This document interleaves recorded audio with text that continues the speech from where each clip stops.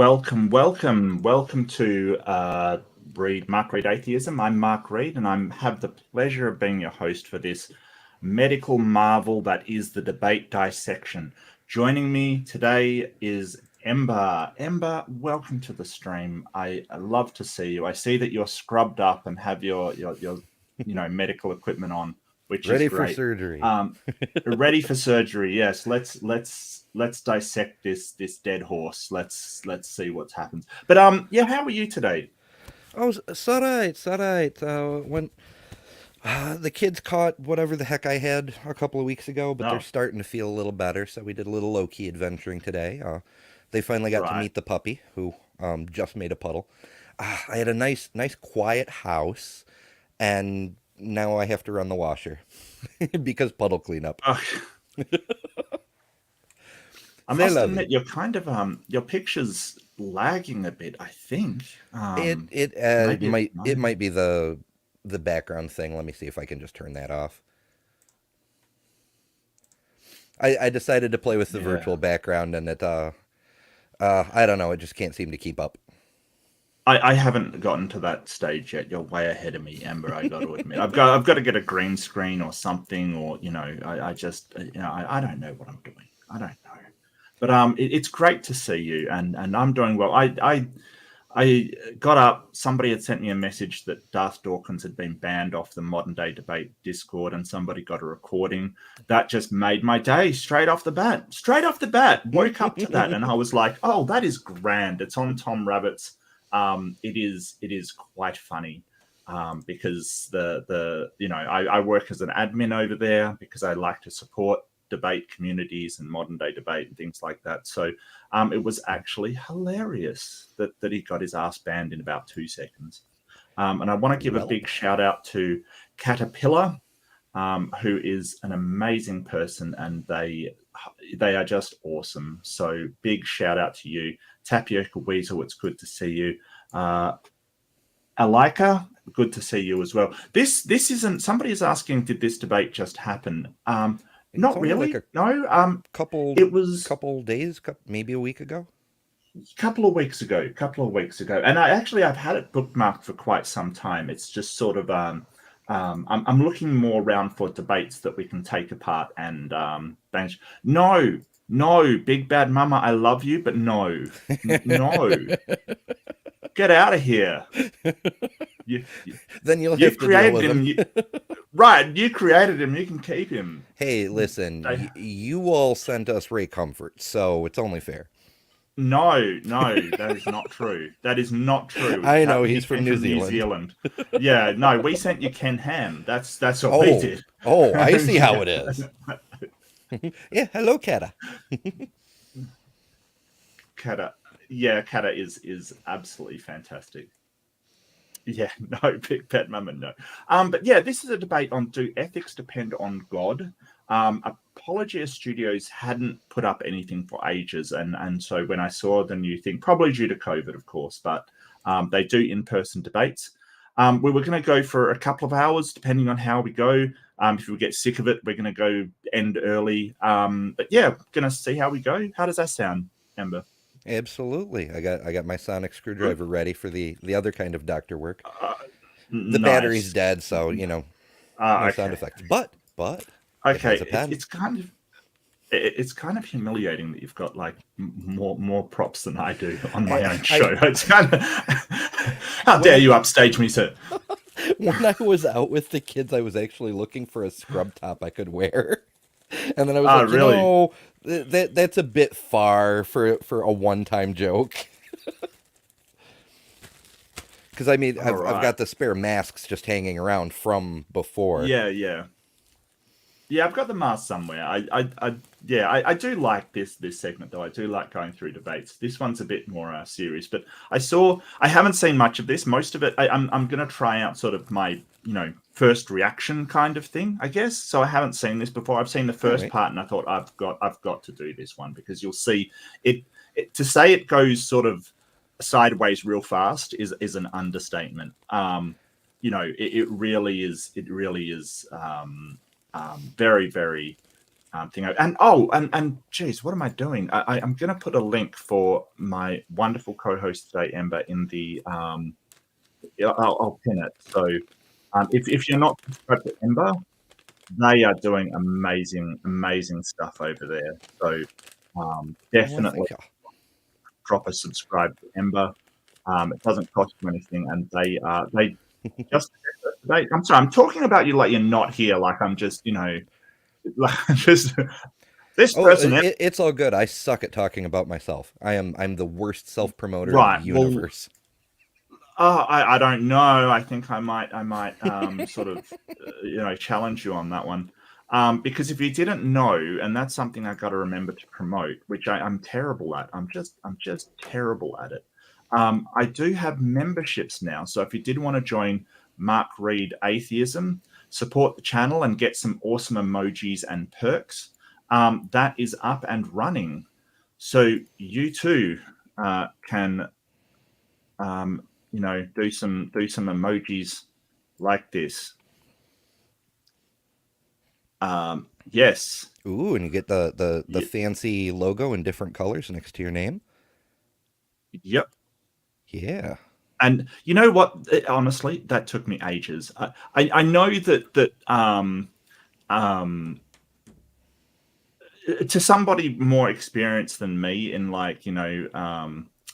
oh, thank you so much, guys. I really appreciate it. That's awesome. Dr. Tapioca Weasel and Caterpillar, welcome to commentator.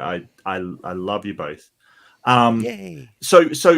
look, the coloring and stuff, it would have taken someone 2 seconds that knew what they were doing. It took me ages. Like seriously, I just was so embarrassed. I'm sitting there. Oh, it only take me a couple of hours. I can't. Yeah, I did all this stuff and it took me Immediately forever. all the So emojis. yeah, yeah, yeah. People with animal names are the best guys. Yeah, I kind of agree. So that's my thing, my spiel. But do subscribe to Ember because it doesn't cost you anything and it helps them out so much. So do drop that subscribe. Yes, I Um, would greatly appreciate it, and hopefully, if you enjoy absolutely. the kind of the random things that I do, you'll your future you will thank you. Yeah, and you did great in that debate as well. I think Kat is talking about your debate or possibly my emojis. I I think your don't know which emojis. that. That's Well, more you did the great in that. topic at the moment. So Ember did their first debate and it was fantastic. Such a good job. I was really impressed. So um, I know it's a bit small. It says keep calm and masturbate. Okay, that's what it says. What I'm maybe thinking of doing is like blowing it up so you can see it a bit better. So It's all no, good. no, There's more time for Beansy, tinkering. it doesn't say masturbate. It says masturbate. Okay, there's a big difference between those Oh, two. oh, yeah. See, It, it's it, I didn't notice it either. look, it's a homage to my Royal Room Rumbles where I go in and debate a lot of people all at once, basically. So it had the crown, and I was like, oh, I could make that work, and then it came out too small, and I've got to play around with it. And it's a work in progress, more to come. Obviously I suck at this, but it's what I've chosen to do. So more for anyway. Video and debate discussion. And enough about math debate. No, I don't do math. All right, I'm fine at math. I can do calculus, Oh, but no, who I was it? don't debate math. Somebody just recommended a channel to me earlier, and I looked him up, but I'm so bad with names. But he does a bunch of science adjacent stuff, but also math. And I just feel like he would be Okay, the guy to challenge for a math debate. math debate. Yeah, Mhm. yeah. Okay, so to get this started, how do you feel? Oh, it's all right. I did actually go through most of this video at like times two speed, and oh, it gets fun. Yeah, I was going to play it at times too, because quite I frankly, I don't started know. taking notes, and then I was like, this is going to be ridiculous because I'm like, every 5 seconds or so, there's something to say. Yeah, yeah, absolutely, absolutely. That's okay. We'll go until we're sick of these people, which is fair enough. So let's go. Hit it. Well, good evening. I wish to invite you all to time travel with me this evening. We're going back. Is that too fast? Should I slow it down a notch? How do people feel? Yeah, probably a little bit. Give me a reading here. 1.5 maybe. Back to April 1945. We were traveling to a small town near Weimar in Germany. Captain Frederick Hofer is leading advanced patrol from the 6th Armored Division, a portion of the American forces, driving into Germany. He is the first to come across the Buchenwald concentration camp, located on a hill not far away from the quaint German town of Weimar. Together we stand. we don't even need to get to Godwin's Law before we're already bringing up Nazi Germany. Like, it's his freaking intro. Yeah, like that. This must be the championship Guinness Book of Records, Godwin's Law. And if you're unfamiliar with Godwin's Law, it just says the longer a conversation goes, the higher the probability that somebody will be compared to a Nazi until that probability reaches sort of 100%. Like, it's going to happen over a long enough conversation, basically. I guess he figured that it's inevitable, so he may as well just lead off with it and get it out of the way. Right, maybe. This is sort of I've never seen somebody like not even start their intro and go to Godwin's Law. It's yeah. Oh, Beamsy is right. It is about Hitler, not just general Naziness. But rest assured, Hitler will come up. Right. Barbed wire fence to look upon 20,000 emaciated, filthy prisoners, the survivors of the horror of Buchenwald. The world united to destroy the evil of the Nazi regime and only barely managed to defeat it. But tonight I have to ask us all here, what if the Germans had prevailed? What if they had managed to get the atomic bomb and use it in one of their V-2 rockets against, say, London? Clearly, world history would be completely different. But here is the question for us tonight. Would the horror of Buchenwald be any less wrong if the world never knew of its existence because everyone died and the people who perpetrated those horrors were victorious? So I can't help but feel this is sort of partially an appeal to emotion. You know, it's an appeal to say, hey, you know, it's all emotional. It's all sort of, you know, it's wrong because it makes me feel bad kind of thing. It doesn't actually say that ethics come from God. And I got to sort of put in that a lot of the Nazis believed in God. I mean, they had God with us written on their belts. They had Gott mein uns written on their belt. Which you can sort of debate whether Hitler was a Christian. I don't think he was. I think he had his own weird ass religion kind of thing. But there's no question that a majority of the Nazis were Catholic and Christian. That was their majority religion. So yeah, absolutely. No, he's doing a whole bunch of things here. He's got the appeal to emotion.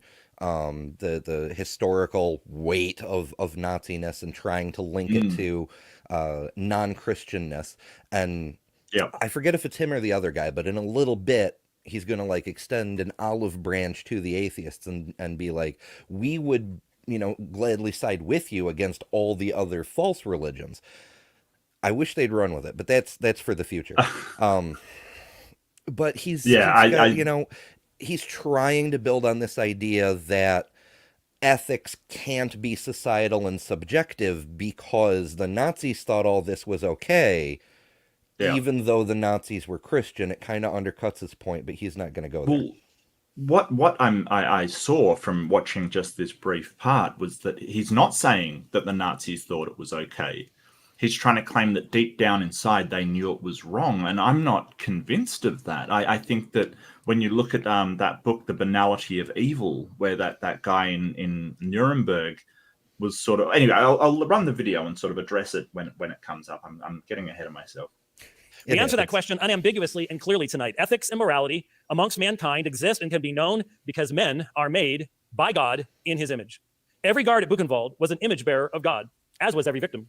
The guards and the perpetrators knew that what they were doing was evil from the start. Did they, though? Yeah, if that were true, and the morality of God was written on their heart, then it shouldn't have been possible for them to do that. Right. And the banality of evil that I mentioned earlier, the guy was just doing his job. There was nothing psychotic about him. Nothing, you know, he didn't think he was doing something that was terribly wrong. He was doing it for the good of his country. And this is the thing. Okay, not all of them, I grant that, not all of them, but a lot of them thought it was a necessary thing to do because their country required it to do. Oh yeah, and Um, even Hitler himself, he never thought of himself as an evil person. right. The horrible things he did, he woke up Mm, every morning thinking, what is going to be best for Germany? He was yes. very wrong, but he Oh, still yeah. thought he was going in a good Yeah. direction. Yeah. I mean, that's the thing. Like, I think it was the great Noam Chomsky, who I got so much respect for, said we're all capable of being a saint and a gas chamber attendant. All that matters is the circumstances of which you're put under. If you think that your country will be destroyed if you don't do these horrible things to people, and that gets into your head and you're convinced of that, people will do all kinds of stuff. I mean, there's drone Hmm. operators in America that have bombed weddings, kind of thing. And then they think they're doing it for the good of their country. They think that that's the right thing to do, showing that no, not all Germans knew they were doing evil. Definitely not. Oh yeah, yeah. I mean, the domestic terrorism that we're seeing in the U.S. and in Europe and elsewhere Mm, around the globe, those are all people who think they need to do these things in order to save their country from yes. X. They think they're being moral by doing it, for God and country. Hmm. And it's sort of, so this whole, and plus, if you even if they all knew they were doing wrong and stuff, like, it still doesn't get you to a God giving them that morality, Hmm. right? It doesn't address that, because it could just be in human nature not to kill other humans, or not to to avoid suffering. Oh It doesn't sure. get you to God. There's a damn good evolutionary reason why we would internalize the idea that murder isn't of other humans is not good. Right. You know, it's a Absolutely, definite yeah. survival advantage. So It's even if he almost, made the point that there yeah. were some kind of internal morality, it doesn't necessarily point to any particular god, let alone his specific god. Well, I got to say that it seems to me like what he's doing. I could be wrong, but it seems to me like what he's doing is sort of appealing to: do you want morality from God, or do you want this subjective morality that's really messy and people do all kinds of, what do you want? And I guess my point is that it doesn't matter what I want. Like, whether morality comes from God or does not come from God has no bearing. Like, what I want has no bearing on that truth. Yeah, Just yeah. because I want a morality from God doesn't mean it comes from God.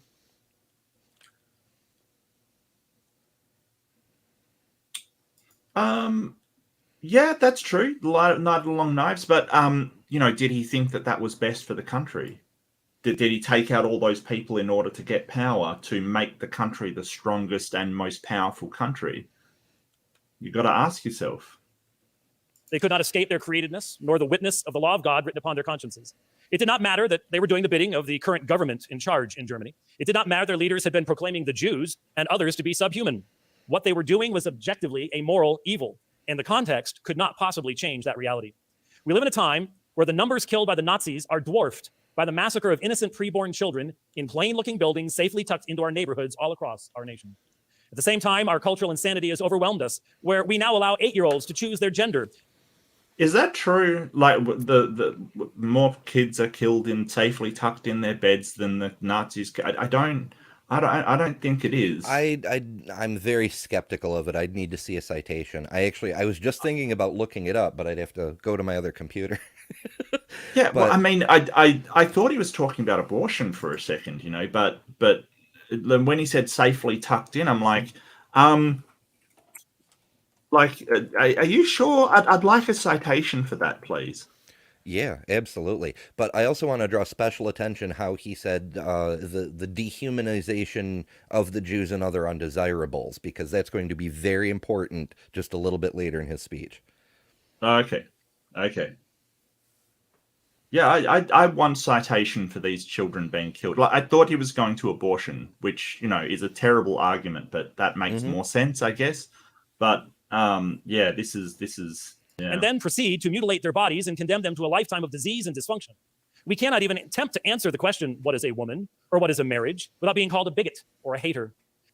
So this is the weird part, and this is the part that made me go, oh, I got to play this. It's like, what the hell does this... Like, it's him inserting his personal beliefs into a debate that has nothing to do with what he's talking about now. Yeah, You know, it's inside just his sort of... head, it seems like an Right. ethical question, but it's leading into um, exactly what he was just talking about. How, as an external witness, we can see the dehumanization of the Jews and other undesirables was a clear moral wrong, but at the same time, like the very next sentence, he Yep. starts into dehumanizing another Right. marginalized group. Right. He starts to vilify this group, and that's exactly what the Germans did leading up to dehumanizing them, was vilify them. They're doing this wrong. They're morally wrong, kind of thing. That's exactly what he's doing, and it's just this. This is like just dog whistles for the religious base in the audience. And one day I want to have a conversation of why are debates always held in churches, and I think the answer is like, because the atheists have no money, you know, and You're you probably know, correct, yes. you know what I mean. Like, churches make millions and millions, and atheists are just, you know, doing it voluntarily because we think it's the right thing to do. Like, we've got to convince some people that we're you know, they've got salvation or something. We got to Yeah, make every so some often you'll dollar. see a debate in a convention center or something. Yeah, But yeah, a church has a built-in space for an audience, and right. post-pandemic, a lot of them have broadcasting equipment. Yeah. Serious consideration of morality and ethics has been replaced by emotionalism and a permanently established state of child. Which is hilarious because he was appealing to emotion during his debate. Both of his main points, you know, Nazi, Yes. and then liberalism. I'll just Yep. sum it all up as, you know, it's all Yeah, yeah, liberal yeah. evil. Yep. Childhood all across the academic landscape. Challenge anyone's feelings and they immediately run for a safe space. Which Jeff is Durbin and I ironic for stand him here to to see. say. Yeah. Because his feelings are being challenged on these social issues, and he's basically like, no, it's all bad, and running for a safe space, which is probably his church, to be honest with you, and his religion and his God. So And his followers who right, congratulate right. him by the thousands and say he does a great job in every debate, and we're so Yep. blessed to have him fighting for God's side, and etc. Evening to say unequivocally, Buchenwald was a moral nightmare, a clear violation of the standards God has built into his own creation. Likewise, the slaughter of innocent preborn children, the mutilation of born children, and the profaning of the covenant of marriage are ethical disasters and great moral evils. But to many who have been raised in public schools over the past Great decades, the moral immediate evils. Mm-hmm. Yeah, Yeah. it blows my mind. He's completely unaware of the fact that he's saying this is horrible, and then these Yeah. modern people are horrible, and you know, he's Right. not on the level of calling for eradication or anything, but that certainly is a topic that's on the table Yeah. these days, and It's yeah. it blows my mind. I'm like, It's that how? air of vilification that you know, if you're doing this, you are villainous, kind of thing. That's the air that I'm getting off of him, and it's sort of like, well, you know, when does that become dehumanization? When does that come, you know, this group of people are damned or you know, morally bankrupt or just Yeah, in you they're know, depleting our morality. they have to be stopped, kind of thing. That's where I start to get very, very worried. Because you know, you hear that rhetoric from some of the places that I've been to. They have to be stopped, and you're just going, do you mean by any means necessary? Is A that the few of unsaid them. thing after it? Right. You look at people like Matt Powell, who's sort of, you know, just advocating violence, and you're just sort of like, what are you doing? You know, I'm sure Jesus was all about the violence towards others. You know, what are you doing? But anyway, I digress. I just, you know, this sort of rhetoric is just out of control, and it seems like he's still not again, even like, on the point. Yeah, because he, yeah, I look, the issues that he brought up, like trans issues, that is not a moral question. That's a medical question. Like, that is medical. You can't, you know, apply, you know, since when do you apply morality to surgery that people get, or, you know, cosmetic surgery or something? Like, where is your fight for you're made in God's image, so cosmetic surgery is bad? Like, where is your fight there? Yeah, Why and don't where you do you fight draw for the anything line? else? Like, Right. if you want to make that argument that God made Mm, you perfectly because he is perfect, here's this SOB wearing glasses. right. He's correcting That God's guy's got perfect a design. yeah. Why has that guy got a hearing aid? That's clearly unnatural. Yeah, so it's wherever they put the line, it's arbitrary and it's blatant Yep. hypocrisy. Action comes to mind. Who are you to decide these things? What if you offend someone with your views? What if someone claims to be hurt by your position? Doesn't that make you evil? Aren't morality and ethics just human constructs that recent history has proven to be altered and changed by polls and elections? To these objections, we respond with clarity. Morality and ethics require a standard from outside the human realm, and that standard has been provided to us and preserved for us in the Christian scriptures. We do not. He hasn't said why, though. He hasn't said, hey, if we agree on Mhm. something like human well-being, why we can't form a society that sort of can uphold that goal in mind. And so, like I've always said, it'd be great if there was an objective morality, if there was something outside saying, hey, this is clearly right and clearly wrong. But the question is, does that exist? It isn't that, oh, do I want this? It either does or it doesn't. Like I said earlier, it doesn't matter what I want. We It can matters logically what there actually evaluate is. any Yeah, particular moral claim. We can evaluate it and say this is clearly to the benefit of the most people, for whatever right. reason. But that's as close as we can get. It just, I don't know. At least he actually made a claim on the subject, even though it's just a pure Yeah, assertion at this point. But yeah, every time somebody says something like that, like not only does it come from God, it comes from the Christian God. I always think right. back to that story in Genesis where God pointed at the tree of knowledge of good and evil and expressly forbid humans to have any. Like, how could morality come Well, from God when he literally forbid humans from accessing it? yes, and while knowing that they would act like definitely 100% eat from that tree, forbade them instead of, I don't know, taking away the tree. Yeah, it's all. I mean, how can you get morals from someone who's behaving in an immoral fashion? You can't even say amoral because Yeah, he's very immoral. Yeah, much about right and wrong at that point, you yeah, know? yeah, and sort of the I mean the whole excuse for that, just to play devil advocate, is they say that he's not subject to his own morals, kind of thing. Hmm. Which is just baffling to me. Like, how can you have the perfect being who's perfectly good and not, up to the standard of their own morality, Yeah, do as I which say, is not as I do has been a thing for a while. basically, yeah, But Do I not mean, flinch. even if he were, like, you come to the Ten Commandments and the tablets and all that stuff. yep, If he is an all powerful God and he gives a command, I stuff about free will notwithstanding, it should not be mm, possible to disobey because it is a command from an actual God, you know? yeah. It's just Well, I mean, crazy. then the free will thing comes in, which is kind of baffling that we have free will yet.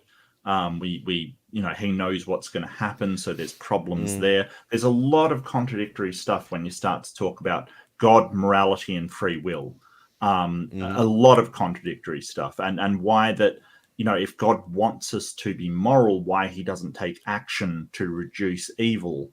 Um, Even evil that's not free will, like sort of natural evils like disease and things like that. I don't understand, but that's a question for another time. And I do want to look more into. I know that the philosopher Dr. Graham Oppy believes in objective morality, yet he's an atheist. So I really would like to be convinced of an objective morality, like something objective, but at the same time, I can't let what I want interfere with what I actually believe. You know what I mean? Like just because I Hmm. want there to be an objective morality, let's not use confirmation bias to say, hey, there is. But I really do want to look more into his work because he seems like an amazing thinker to me. So um I haven't heard a convincing argument yet, but I'm hoping to find one while not clouding my judgment with what I want. Hopefully, It's tricky. hopefully. Let me know if I am, Ember. Honestly, mate, let me know if I am. For a second, that the trained response of the public schooled mind to such a claim. It has become dogma in our day that all religious claims are mythical in nature and are subordinate to science. It is even more outrageous, we know, to not only say God is required as the source of morality and ethics, but the specific triune God of the Christian faith. How exclusive. But of course, we do not even stop there. No, as audacious as it is in the early 21st century in the United States, we stand here this evening to proclaim to all who will hear, there is an empty tomb in Jerusalem, and because it once housed a beaten and broken corpse, but only briefly, and then gave up that corpse the unstoppable power of new life, resurrection life, we now live in the light of that empty tomb. Yeah, I don't think those facts have been established, sir. I think that there's claims that there is a tomb which is empty, and that is the tomb. We don't even know for sure if that is actually the tomb, the one that is claimed in Jerusalem to be the empty tomb. Like, it could just be a tomb. We don't know. Yeah, the archaeology seems to be very much coming down on the side of it's just a tomb. That there very probably was no tomb per se, that Jesus more than likely would have been chucked into a mass grave. But yes. we just don't know. The stories have changed so much before they were written down. And do you know the reason they say that? The reason they say that is because somebody of Jesus's social status would never get a tomb in Jerusalem. Like, that his social status was actually very low. So, you know, a carpenter turned itinerant preacher, tombs were reserved for the most mighty of kings, kind of thing, or the royal families, or people of the high priests, things like that. Like, if you were just a priest, very high in the order, you probably still wouldn't get a tomb. You know, you would get a grave, kind of thing. Yeah. So it's highly unlikely that he would get a tomb. But he's also got a non sequitur here. Like, he's trying to back up his morality comes from God. We go beyond just saying a God. We say specifically Christianity, and here's how. Even if he were correct and you could prove the resurrection of Jesus and that Jesus was the Son of God, that still doesn't connect that to that God being the source of morality. Right. Absolutely. The one who arose is seated at the right hand of the Father on high, where he has been exalted as King of Kings and Lord of Lords. And this historical event, supernatural as it is, has changed forever this world and everything in it. It should be obvious to all of us that if indeed that tomb is empty, as it is, and if indeed that one who predicted his own death, burial, and resurrection not only accomplished these acts, but has ascended on high, we need to know how we must live in light of this history-forming reality. Do we just keep on keeping on, doing as we please, or must we seek to know what this divine judge demands? I think that's a straw man, because like the whole idea of keeping on doing as we please, we've still got to survive. We've still got to thrive. We've still got to make societies. And the only way we're going to make societies is if we work together and have a system of what is right and what is wrong. I mean, it's not like this is anything new. We've seen this not only in humans, in animals, in everything that is attempting to survive, that is a social species. Humans don't survive by themselves, right? Like, this is sort of, you have to be exceptional, have tools. You have to, a person by themselves, if you fall down and break a couple of legs, you are done. Like, you are absolutely done. Ruins your day. Yeah, ruins your life. We kind of, the only way we have been able to be successful is cooperative. And that's what morals is about. It's how we cooperate and what ought we do to make our society cooperate in a way that we can flourish, will not only survive, flourish, and get better societies. So this whole straw man of we just keep on. No, that's not what anybody is doing. We are discussing things. We're communicating ideas. We're coming up with better ways to build our societies. Who's keeping on? The theists. Well, like that's fundamentally what it comes down to is the more progressive religious people and we secularists are constantly engaging in the marketplace of ideas, trying to sort out what are the best things to go forward into the future. Yeah. Meanwhile, there's the regressives who are like, we need to bring it back to 0 AD because Hmm. that's the golden time and everything was perfect, what with the Romans in charge and slavery and everything. We need to clamp down on these, strange people running around. Diversity is a strength, sir. It's a strength. Like, don't cooperating on the internet. Yes, I am. Yes, I am. Like, the internet is like a hive mind. And if you don't believe me, go to It Hive can be. Science and Actually, read. that is a Sure, fantastic uh, um, uh, analogy. It's not the word I want, but close enough so I can go on. sure, sure, Of, sure. of, Yeah. of the point. Like, on your channel, on my channel, the goal is to build communities Yes. to grow, the group intellect where people can discuss openly and Mm. everybody can engage and it's wonderful. And then there are other channels where it's a very authoritarian top-down kind of thing. I declare, you obey. And you end up with very, very different dynamics from these different types of Mm. channels. And it's the same thing that we're seeing here. Like we've got seculars and progressives working together to build stronger, more diverse societies, and then we've got the conservatives, particularly of the religious variety, who are all about the Yeah. authoritarian declaration from above thing. And what's Mm. fascinating about it is that the community-based approach, even though they're fewer in number compared to some of the more conservative things, like these guys, like PragerU, like Answers in Genesis, per capita, the community-based areas outperform those guys by freaking light years. Well, of course they do. Of course they do. And the problem is that, someone comes into one of our channels with, different views. We're like, welcome, add your views to the pile. Let's discuss them. People with Hmm. different views come into the conservative areas and they're like, how dare you have these views? They're sort of very stringent on clamping down on them and preventing them, kind of thing. So I think that it just doesn't work because then they'll splinter off when anybody has even a slightly different view.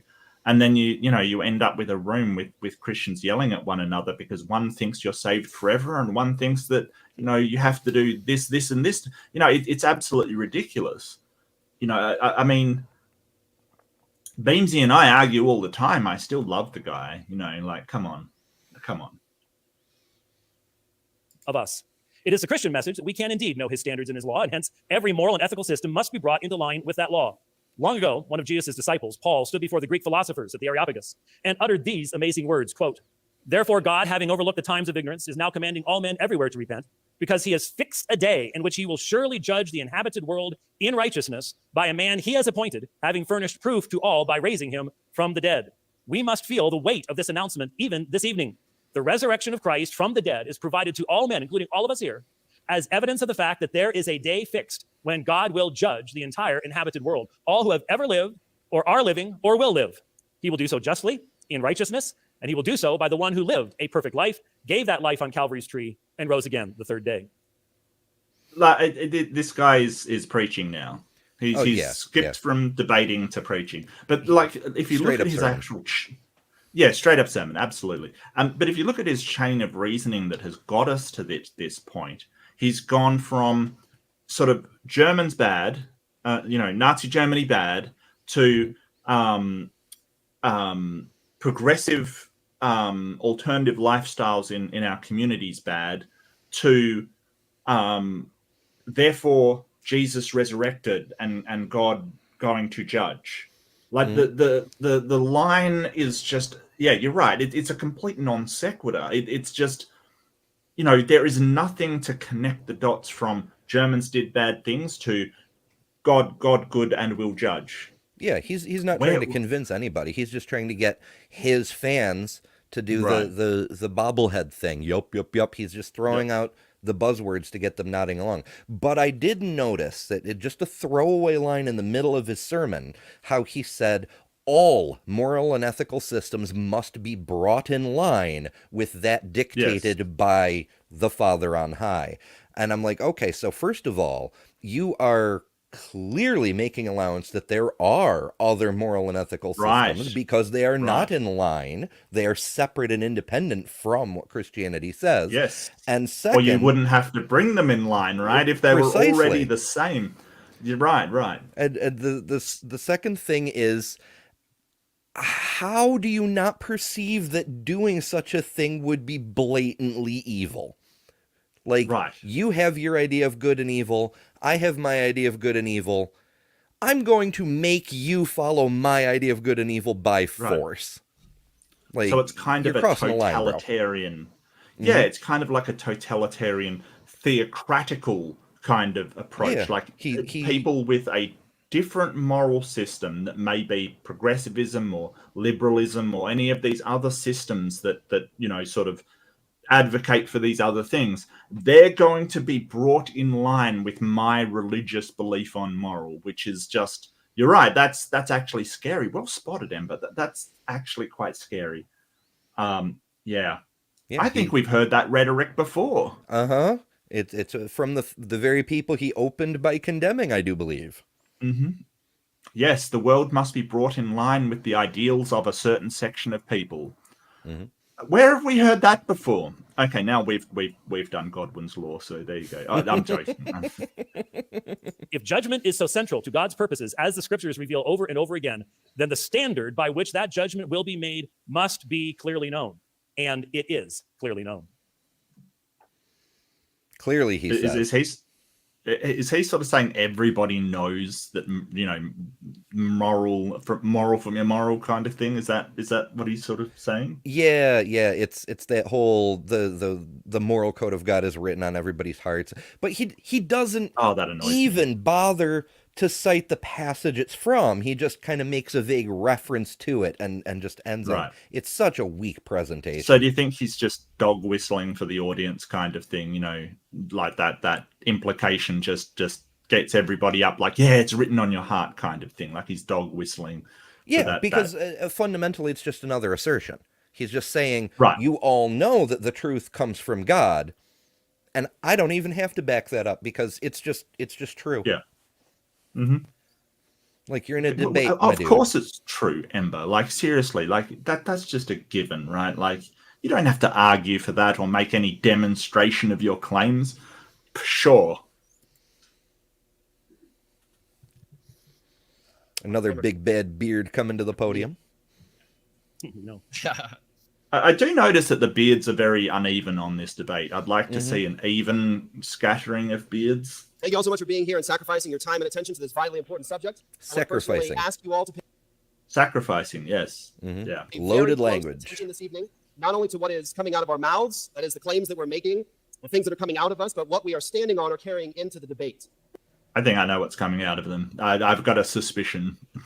This debate this evening isn't summarized in the piecemeal arguments or attempts at particular evidences or claims made by either side. This debate is a collision of total life and worldviews. That is to say, both sides are carrying bags into this discussion.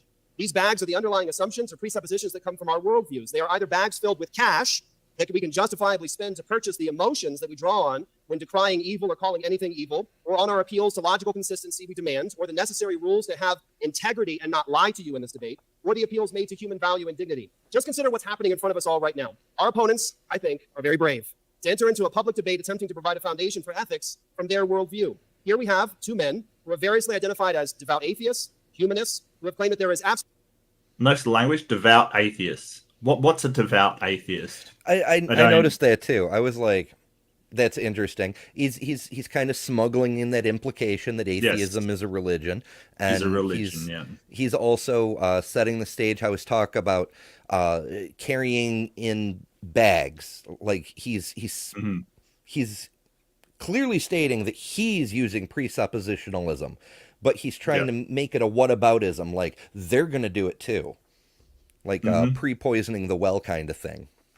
Kind of, yeah. It's just, that whole thing of, I mean, I can understand a militant atheist. I don't understand what a devout atheist is. I still haven't gotten a good definition from a theist on what a militant atheist is. I suppose I'd qualify because I'm very vocal about it, but I don't actually know what it means. Well, I mean, technically, if you take it literally, it's a militarized atheist, I guess, one that is Yeah, actually, that's what I you mean. know, I have a uh, sword, but you it's way know, over there though. I'm not gonna go grab it right now. yeah, I've got a katana somewhere. Look, there's, you know, I think in colloquial terms, a militant atheist is one that just fights for, against God, or against the idea, the concept of gods or theism in general, kind of thing, and that's fine with me. Yeah, I Um, gather it's the uh, replacement term for the new atheists. You know, the atheists who right. stand up and actually say something back to these Mhm. bugger people. Oh, they're so unused to it. They get so upset when Mm. you actually stand up and say, "Hey, I don't believe that." It's just, yeah.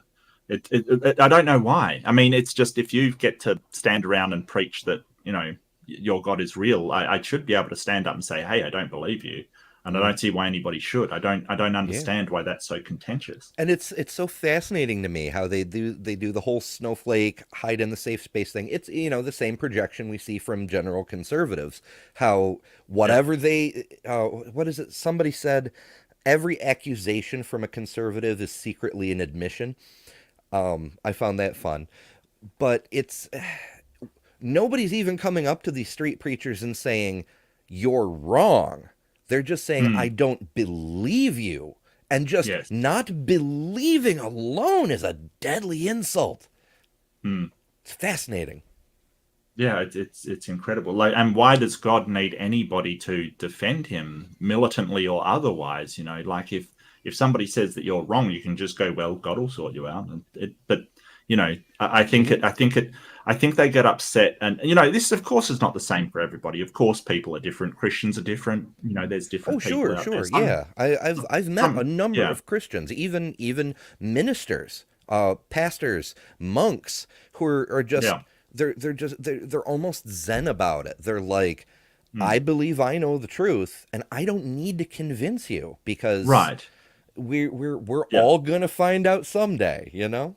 Right, right, exactly. And that's what the attitude should be, because you're like, I mean, I get that God commanded you to, convert people, but I don't see why you're getting angry. And I suspect for some people it is because when you say you don't believe them, it raises that doubt in their head. They go, "Well, am I wrong?" And Oh they yeah, people hate that. hate You know, replacing an I'm certain with an I don't know. It's scary, especially yes. the implications in the case of a religion, where you've got not just your Mm, own afterlife at stake, but grandma and right, Aunt right. Becky and whatnot. If Yeah. there's no afterlife and you're wrong about that, they're emotionally bonded to it. They can't give it up. Mm, And then on top of that, they've got their preacher, their pastor, their favorite televangelist who financially depend on them making their oh yeah. donations or tithing or whatever the case may be, who Mm, get very, very worried because when someone like you or I says, I don't believe you, that opens up the possibility for the flock to start asking yeah. questions. How can they possibly not believe if this is so obviously Mm. true? And then they start looking and reading the Bible for themselves, and the next thing you know, they're Paulogia. Yeah.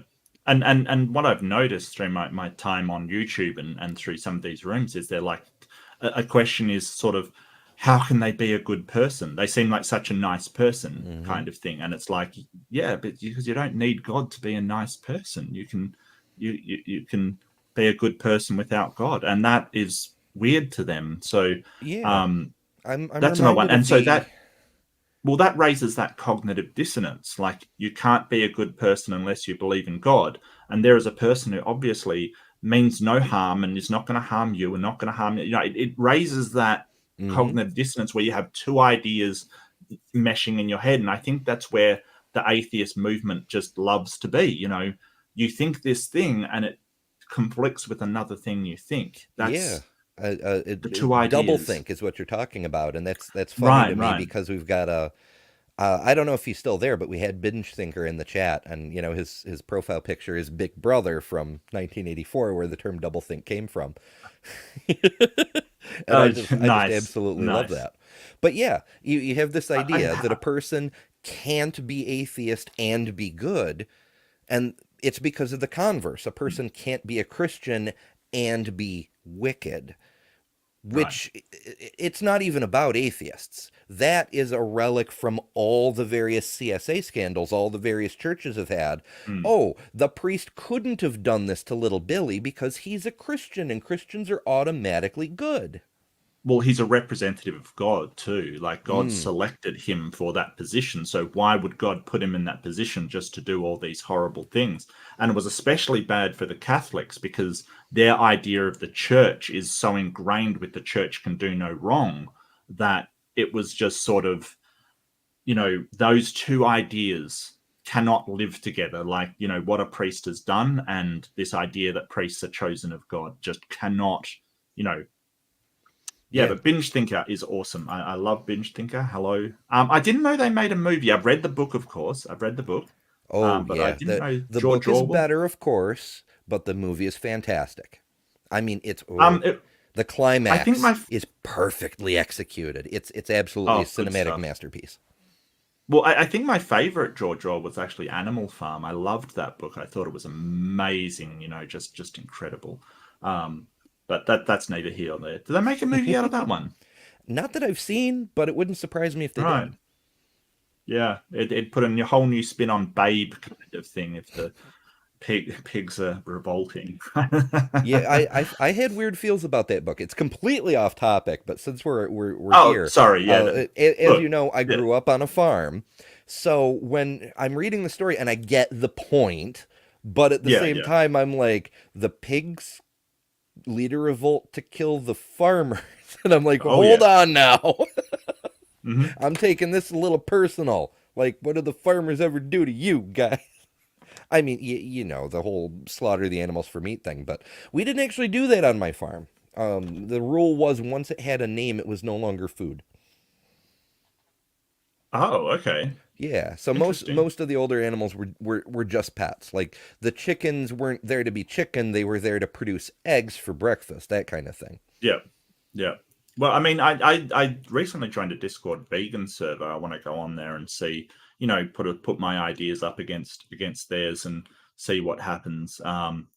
Because I'm not a vegan. I don't think it's a moral necessity to be a vegan. I'm happy to be convinced otherwise, but I don't think so at the moment. But it should be interesting. And I have a lot of respect for vegans. That's the thing. Like, if you can, if your well-being is intact and you can not eat meat, then I respect that. I think it's morally virtuous, but I don't think it's more. We are getting circle. This is entirely my fault, Amber. I will It's all get good. It's all so good. off In a topic. way, it does kind of relate because it kind of shows how there can be ethical systems that have nothing at all to Right. do with a god. Right. It's whether but if you are a vegan and you do believe that that's an ethical system, then that can't align with God that says you can use these animals and eat Oh these yeah, animals kind yeah. of thing. It says so specifically in the Bible. So, um, you know, um, yeah, I think that there is a lot to be said for there has to be other moral systems out there. There has to be. And they're saying they're all wrong because of what my book says. And the same book says to beat your children with a rod and, if your son is lazy and drunk and stone them to death kind of thing. Hmm. It's things that you would be definitely be arrested for these days. There's no doubt about it. In Yeah, any country in thou the shalt world. not kill, but also if someone wears mixed fabrics, kill them. Like Okay, it's so Ember, that's thou shalt not kill is kind of a mistranslation wherever it goes, right? Because obviously the Bible says to kill people left, right, and center hmm kind of thing.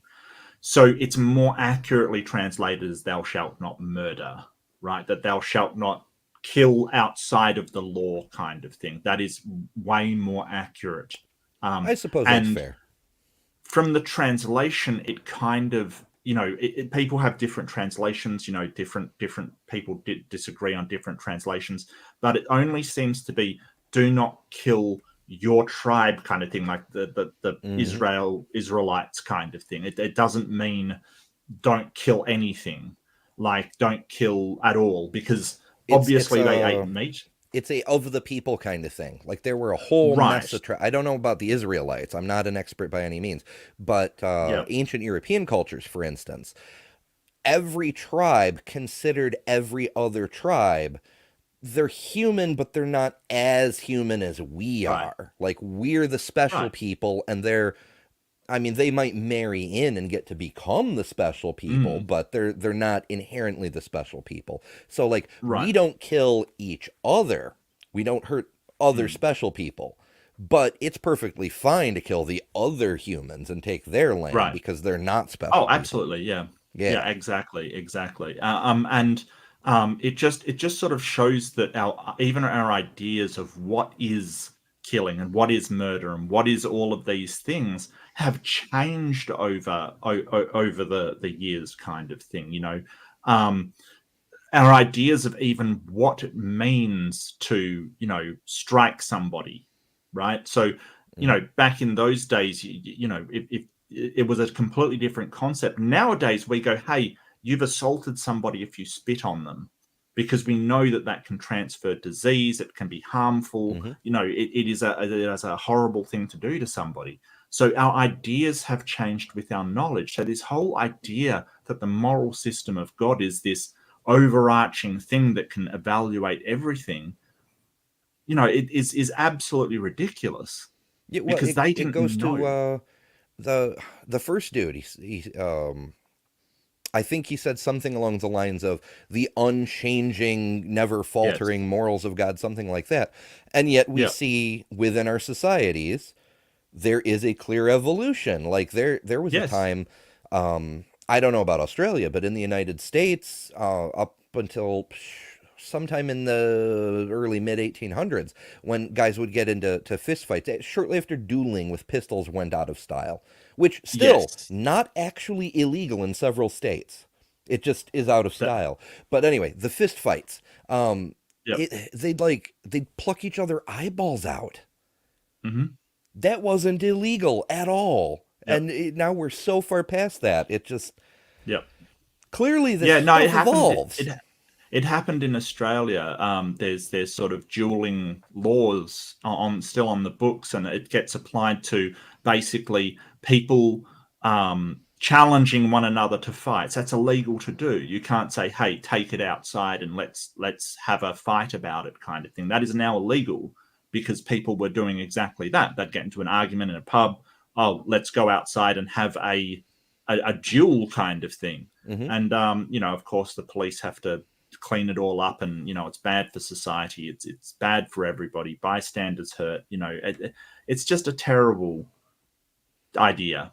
Yeah, and morality changes, that's obvious. Like, Hmm. there's things that we were doing, god, less than 100 years ago, 50 years ago, that we now say that is not moral. Oh yeah, yeah. Same over here. Segregation, Jim Crow, all that stuff. Like Yep. there was. Oh, there's so many examples. It's way more than just the back of the bus business. Like restrooms, right? Like it was not uncommon for like there to be a men's room and a woman's room and then a colored place. Yep.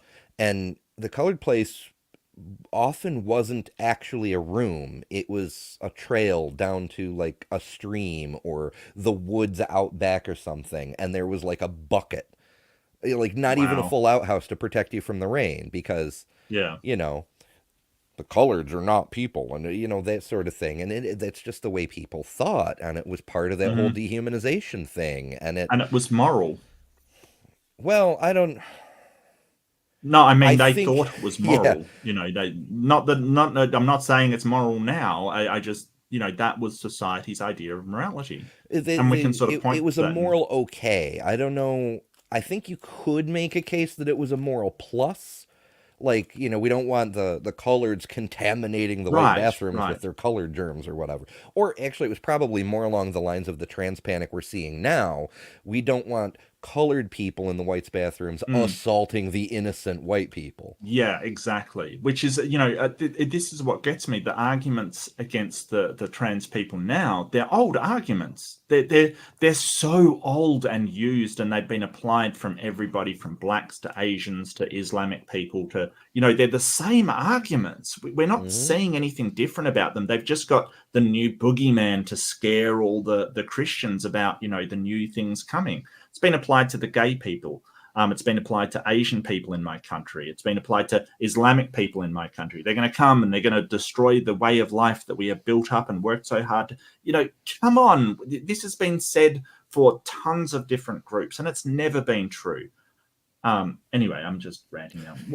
Why are we off on this tangent again? It's the nature of such things. The evolution of morality versus the unchanging God morality. Yeah, it's related. I'd rather the evolution of morality, because I've said before that a book with God's unchanging morality doesn't tell you a thing about anything in the future. Like, if you've got a moral system that just is what's in the book is what's in the book, then when you start to go, is it moral to mine asteroids? Is it moral to clone people? Is it moral to apply cybernetic prosthesis to people? Is it moral for them to compete in the Olympics? Like, all of these questions, if you've got an unchanging moral system based upon a book written 2,000 years ago, there's no answers there. You can't apply that to the questions that come up.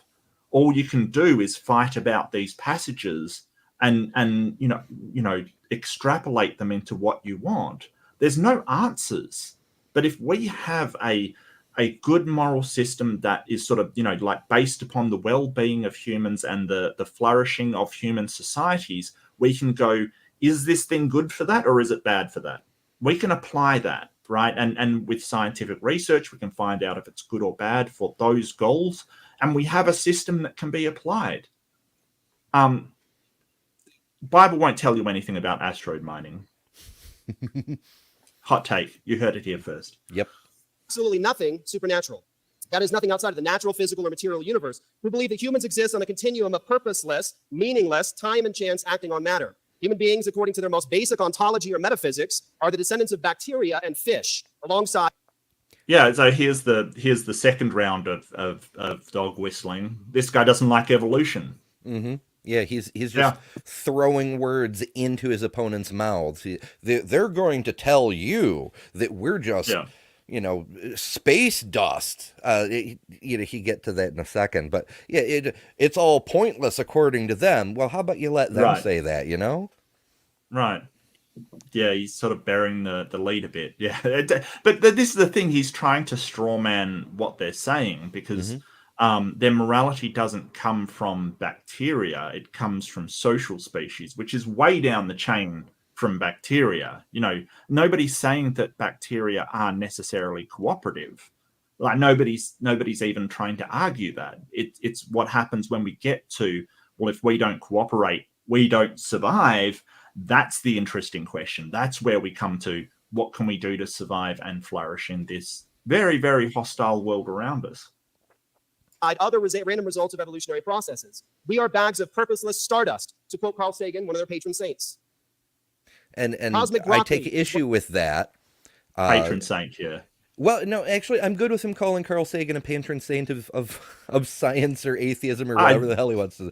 It's the purposeless stardust. That's not Sagan's quote. Sagan said stardust, not purposeless stardust. Look, a Christian would never misquote somebody on purpose of their own. That would be immoral, wouldn't it? And they can't do that because they're Christians. Find out.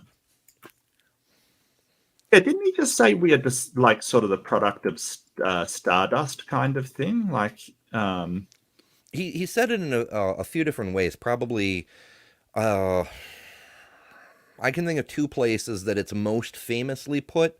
The one is one of the episodes of his original Cosmos series. Is he mentioned, the evolution of population 3 stars, population 2 stars, leading to the stuff that makes up the Earth and thus makes up us, how we got all that stuff. And he says, the stars had to go through these cycles in order to generate the atoms, so we're all literally the residue of stars. We're all made of stardust. But he also mentions it in one of his books. I forget which one off the top of my head. Right. Well, the one that I've found, the famous one, is the cosmos is within us. We are made of star stuff. We are the way for the universe to know itself. So, yeah, I think that he's taken a bit of liberty with that quote right there. Yeah, there's no purposelessness mentioned in any of his things. In fact, he makes a big deal out of how there's multiple purposes, but most of them are pretty Mm, obvious. Like, because he was a proponent of this pre-panpsychism, if you will, that we are the right. universe animated, trying to understand Hmm. itself. And I Right. can kind of get down with that idea, but that kind of implies a purpose to learn about the universe, because that's why the universe bothered. Yeah. GG, I love the way you put that. I love it. That's brilliant. Yeah. Yeah, absolutely. And sort of, so these introductions are about what they don't like. It's just Hmm. what they don't like. Yeah, You know, and one guy, it, one it guy it doesn't like blows trans my and mind. progressiveness. The other guy doesn't like evolution and science. I mean, you've got the Yeah, the holy trinity of the bloody Christians right there. Don't like science. Don't like progressiveness. Don't like you know children being aborted. There you go. There's the trinity right there. Well, another yeah. atheist, Dan Barker, is I feel like, I don't know, maybe you and I have been doing debates wrong our entire lives, because I go into a debate saying, this is what this is a debate is about. Hmm. Here are my definitions that need to be clear, and Right. here's my case. And the evidence and facts that point to why I think this is the case. Yeah, yeah. And I've seen you do the same thing. But clearly Yeah. we should be saying, here's what my opponent believes, and here's what I think is wrong with the world. You know? I Holy must admit, crap. I have done that before in flat Earth debates. I must admit, I have touched on that, but I don't take flat Earth debates as seriously as I do others. To be honest with Oh you, yeah, those for are pure obvious entertainment. reasons. Yeah. So yeah, I got to admit, I take sort of evolution and other things like that a lot more seriously than flat Earth. So yeah. claimed. Meat, bone, protoplasm, and a cosmos that doesn't care about us. They're brave bringing those bags in here, trying to justify and argue that their worldview can provide a cogent philosophical justification or a warrant for their claims. They don't have the cash to spend in those bags, the cash necessary to make meaningful appeals to your emotions, to appeal to human value and dignity. Why would they have to make meaningful appeals to emotions? Like what about It's that would make it true or false? yeah, it's just pure whataboutism. He's saying all of Yeah. my claims are emotional, but they're going to Hmm. do emotional claims too. But the best thing about what he's doing right now is he's already trying to pre-claim the idea of human virtue. Like, you can't even Right. argue about, do ethics come from God, because in order to make the case for ethics, that human lives have value, that anything matters, you Hmm. have to borrow from Christianity. He at one And I've point he heard that even argument. Yeah. says, "Oh, I've heard it so many freaking times. It's Hmm. one of Frank Turek's favorites." And so Yeah. all the mini Franks running around the world are all aping that same argument. And it just, I'm like, well, it reminds me of every accusation by a conservative is also a Mm. confession, because it's almost like a reverse admission that that's exactly what they're doing from the reverse point of view. Like, in order to make a case for Christian ethics, they have to borrow from the secular worldview, because secular ethics existed before Christianity did. Before Judaism, in all likelihood, we see long before the Mosaic laws were written down, there were the beginnings of laws. There were the beginnings of societies functioning in certain ways. Yes. In India and China, there were the beginnings of legal codes. I mean, the Egyptian Book of the Dead, which is older than Christianity, had in moral, sort of proclamations of what ought to be done. We know that morality predates Christianity. I mean, they found a fossil with a healed leg bone that was broken, kind of thing, Mm-hmm. and it shows that in order for that to heal, somebody must have taken care of that individual. Somebody must have brought them food and water, because they wouldn't have survived the time it took for that fracture to heal without being taken care of. So Yeah, we know that absolutely. morality predates Christianity, absolutely predates Christianity. And if you want to talk about the Old Testament, I don't think you should bring that up, because if you want to apply morality to the Old Testament, you've got all kinds of problems in there. Let's point at the guy that was killed for picking up sticks on Sabbath, or killing your children for being disrespectful, or not to even to mention this sort of slavery and indentured servitude and all of the horrible things that come with it. Killing your neighbors and genociding them, then taking all of the girls that had not known a man for your own tribe. Like, Yeah, you can't. or summoning a couple of bears to go kill a few dozen children who called you bald. Yeah, well, in fairness, I don't think that happened.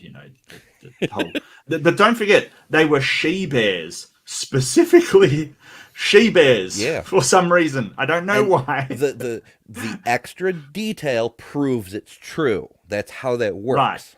Right. Yeah. Because if they were making it up, they wouldn't have known. They would have just said bears. I'm convinced. Yeah, the fact that they were she bears is so convincing. To appeal to universal, immaterial, unchanging, and necessary laws of logic, or absolute and transcendent ethical laws. Absolute standards of morality or ethics do not comport with their view of the world and humans. Their worldview is bankrupt. They don't have the money to spend with you all tonight.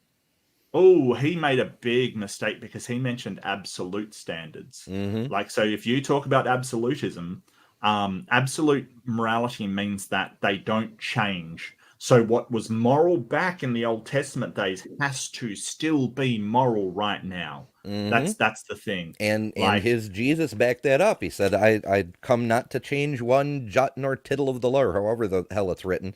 I come to fulfill the law. Yeah, that can be sort of taken a number of different ways, but well, I only mention it because a large number of the Christians running around today, the evangelicals specifically, are of the Pauline tradition, and Paul differed from Peter in that Peter said we have to keep the old laws. We are fundamentally Jews at our hearts, and Paul, who was not, was like, nah, bro, all we got to do is pay lip service to Jesus, which is how he came to be so successful, because people wanted to sign up with his version where you don't have to do anything except praise and tithe. Is there allowed to be a creator that is not, okay, so Matthew Pip, welcome, and that really piques my interest. Sure, there can be a creator that's not attached to any religion. There can be a divine wildebeest out there that no religion has yet discovered in order to worship, but still is a creator. The creator could be a nth dimensional alien from another dimension entirely, and they're the creator, but nobody knows about it. So nobody worships it, or even if they did know about it, they didn't worship it. So that's a great question. Yeah, I personally think, first of all, you're a creator. You have the power of creation. It's not on the scale of universes yet, but when you team up with another human, you can create even more. And when you team up with even more humans, you can create even more. And collectively, we make some really cool shit. And eventually, we're going to make some absolutely amazing stuff. So we do have the power of creation. You are a creator. We're just not like immortal and transcendent and all of that. My second thought is that I suspect, I have a running joke on my channel, a lot of us have our own private creator god kind of things, like Skeptic has Lisa the Rainbow Giraffe. I have a butterfly called Nil, the great not god, and creator of creator gods, who created the creator gods, who created creation, and then immediately uncreated the creator gods. So I suspect, based on that half-joke philosophy, that if there were a true creator, it would not be any of the things humans have made up, that humans could not know it, that they're just guessing and speculating wildly. There may be a thing, and we just have no way of identifying it yet. Yes.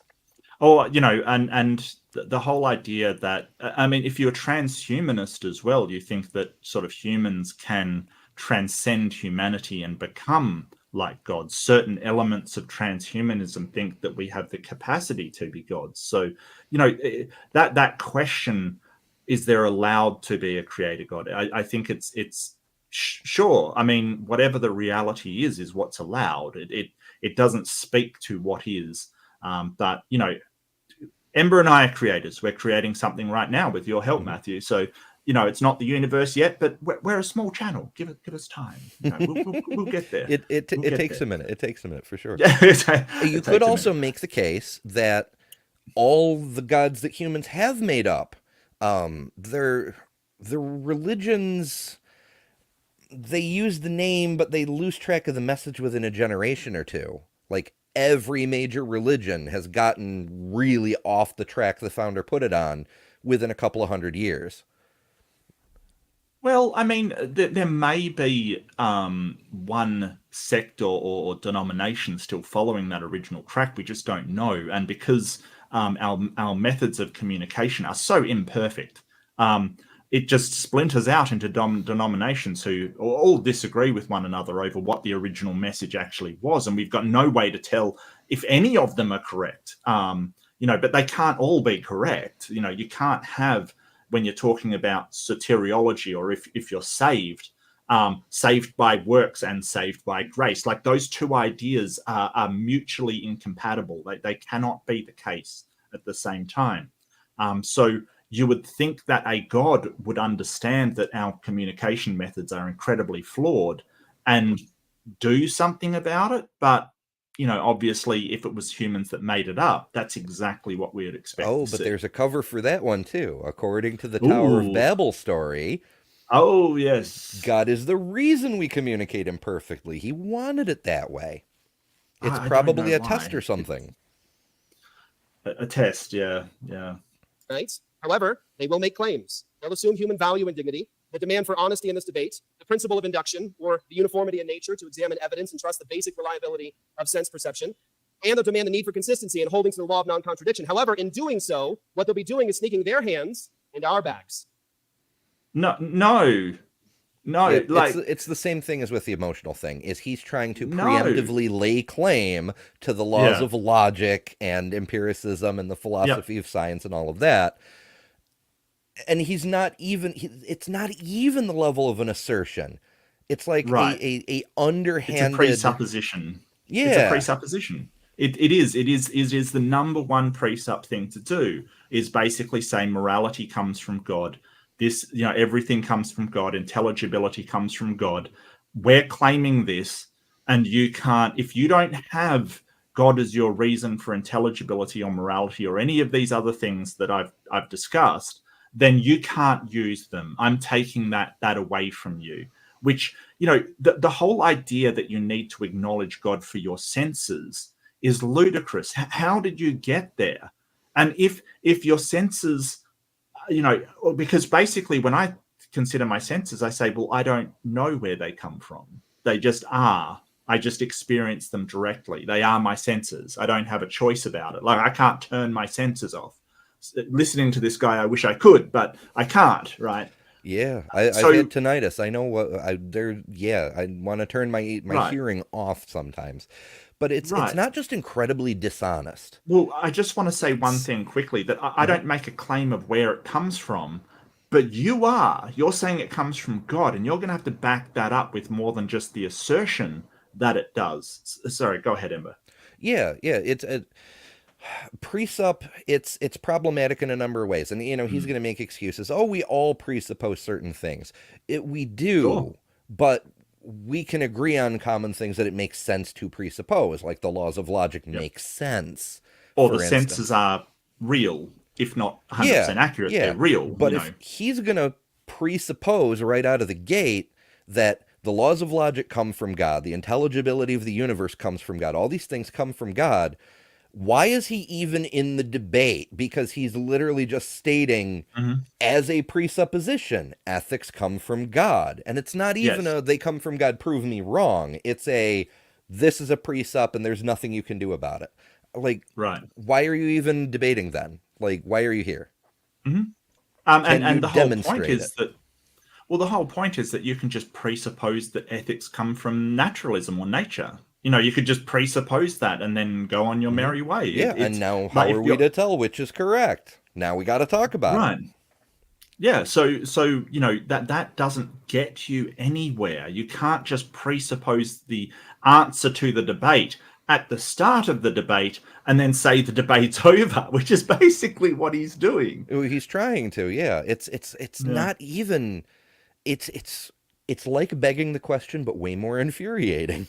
Oh yeah, yeah. Well, I mean that sums up presupposition in one sentence, Ember. That is a perfect description of presupposition. It's like begging the question, but way more irritating. I think I could put that on a sign and stamp it to presuppositionalism. T-shirts. And that's why need to get the merch going why, now.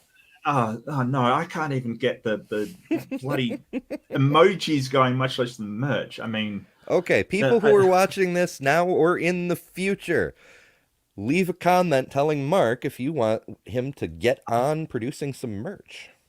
Mark merch. I think your logo would look fantastic on a t-shirt or a hat. That is true. That is true. I'm a terrible influence, aren't I? Christian worldview that they don't have. Yes. I want to encourage you to watch their hands this evening, because stealing is wrong from the Christian worldview. Watch their hands, because stealing is wrong, and you're stealing my worldview. What a joke! Like seriously? Wow, dude, you are terrible. I dislike this man. Wow. Well, I don't know him. I dislike what he's saying, I guess. Watch for the unjustified claims, the appeals to emotions that don't belong to the descendants of bacteria, the claims that contradict their most basic worldview assumptions. Watch them as they act like there are things that humans ought to do and ought not to do. Our esteemed opponents have agreed to show up to a fight without the worldview credentials to do so.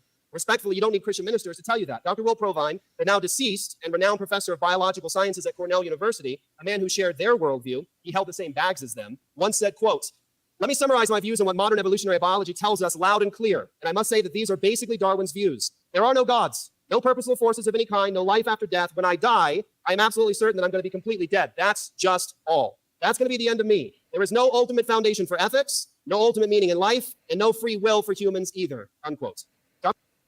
So, yeah. Just because there's no ultimate foundation, there's no ultimate foundation for laws either. That's the thing. Like, there's no ultimate foundation for laws besides that. We need order in society. That's it's just like the entire rest of our society, like money. Like, there's nothing inherently valuable about the paper the money is printed on. We all just collectively agree it would be a good idea to use this as a representation of value because it's easier to carry around than several herds of sheep when you need to go grocery shopping. Mm-hmm. And all it does is just represent resources, essentially. That's all it does. Yeah, like Gigi says, when a guy uses quotes as evidence, you can just skip. Because even if there's nothing at all wrong with the quote, okay, you've demonstrated what Richard Dawkins believes. Congratulations. Right. Demonstrate what you believe, you SOB, It might be pertinent if you were debating Richard Dawkins, to use a quote from Richard Dawkins, but you're not. You're debating two other people. And just because two people are atheists means they've only got one thing necessarily in common. They might not have any other belief in common. That's the thing. They might believe in determinism. They might believe in that morality has an ultimate foundation. They may believe all kinds of things. Yeah. I mean, they could, for all we know at this point, they could both be objective moralists who just think the objective source is something other than God. Yes. Dr. Provine was correct. Comes from toothpicks. Yeah, sure. I'm convinced. He was being honest about what his atheistic presuppositions lead to, although as an atheist, he didn't have to be. According to Provine, our atheist and humanist opponents don't have justifiable right to appeal to ethics in any meaningful or ultimate way. They have no warrant to appeal to any ultimate meaning in life, nor do they, given that they are simply cosmic accidents whose brains are just doing what their biochemical responses do under these conditions, have any philosophically coherent right to think that they are thinking in any meaningful way. They're just I don't. He's talking a lot about what the other side is justified in believing, but he hasn't justified a damn thing of his own yet. Right. Also, hello, Titan. I think. Hi, Titan. Always wonderful to see. Well, this seems to be a two-pronged approach. It seems to be a sort of one guy basically says, "Hey, having objective morals would be really good, and if they came from God, that would be awesome." And the next guy says, "Hey, they can't claim anything. They don't have the right to claim anything." We can't claim to be thinking. What? there's no nothing. sound philosophical justification for the ability to think. Because, of course, Rene Descartes was a Christian. Therefore, you can't use Right. cogito ergo sum unless you too are a Christian. That had zero to do with Christianity or a god at all, like all. And I've got problems with cognito ergo sum. I definitely I have suspicions. Sometimes I think that, well, a lot of the time I think that the I part is kind of presupposing the laws of logic. So you can't even get to I exist. The most I've been able to think is I think therefore something exists. Like not necessarily me, but something. Like, so if I'm a partitioned NPC in a computer, I'm not doing the thinking, but something exists, something has to. So that's the Right, most but I've been. I think the key element from Descartes anyway is the ability to question. Like, you can question whether you're real or not. An NPC would Yes. never do that. In theory, there is presup involved, no question about it. But it all, I don't know. It feels justified. Right. As horrible as that sounds, it But it has the ring of truth to it.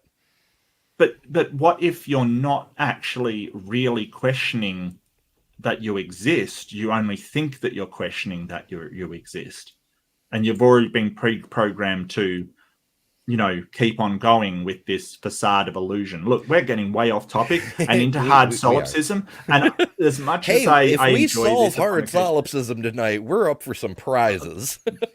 oh yeah, I don't think that's being solved anytime soon. No. But boy, that would be great. That would be great. It's only existed since the dawn of time, and we're going to solve it tonight, ladies and gentlemen. Solve it tonight.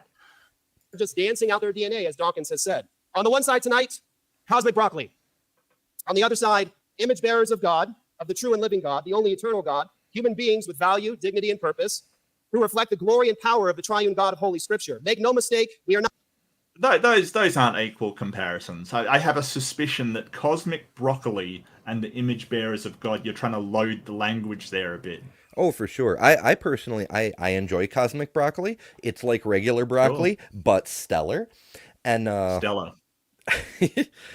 but it's a false. It's false every way you look at it. It's a bad analogy. It's like, it's not, we have cosmic broccoli on one side and the image of God on the other side. It's if this side is right, we're all cosmic broccoli, including the people on the theist side. And if this side is right, we're all the image of God, including the atheists. And he's just phrasing it that way to present it to the audience as, forget the facts, forget the reason, forget everything else. Which do you want to think of yourself as? Do you want to be a broccoli or an image of God? Yeah, it's an appeal to emotion again. It's, would you be happy being cosmic broccoli or the image of God? Which would you be happy with, being Lex Luthor or Superman? Like, come on, man. Like, it doesn't matter what you want to be. What you are is what you are. And it's this conflation between sort of epistemology and ontology. Like, I've been asked this before. Like, people go, well, don't you want to go to heaven? And it's like, what does what I want matter? Right? Like, I don't understand. Like, sure, but that doesn't make it true. Like, I don't understand. Well, I had to address that question. As you know, I did a series on Eric Hovind, one of his How to Blow an Atheist Mind presentations, and it ended up being 7 parts I ran through all in a single night. And by the end of it, I had to come down to pretty much what we were talking about, not to spoil anything. I promise it won't. It's a very funny series if you enjoy watching Eric Hovind get dunked on. But it comes down to what we were talking about before. Do you want to be in heaven, celestial North Korea, with a dictator who everything comes from on high? Or, even if hell is as bad as they say, even if it is just a dichotomy between heaven and hell, and all us non-believers, all of us who won't bow down and suck the High Father's dick, end up in hell, we're still cooperative creatives. even if we start off with every disadvantage, burning fire and torture and shit, we will still build a better afterlife. Because at least then we will have the freedom to think what we want.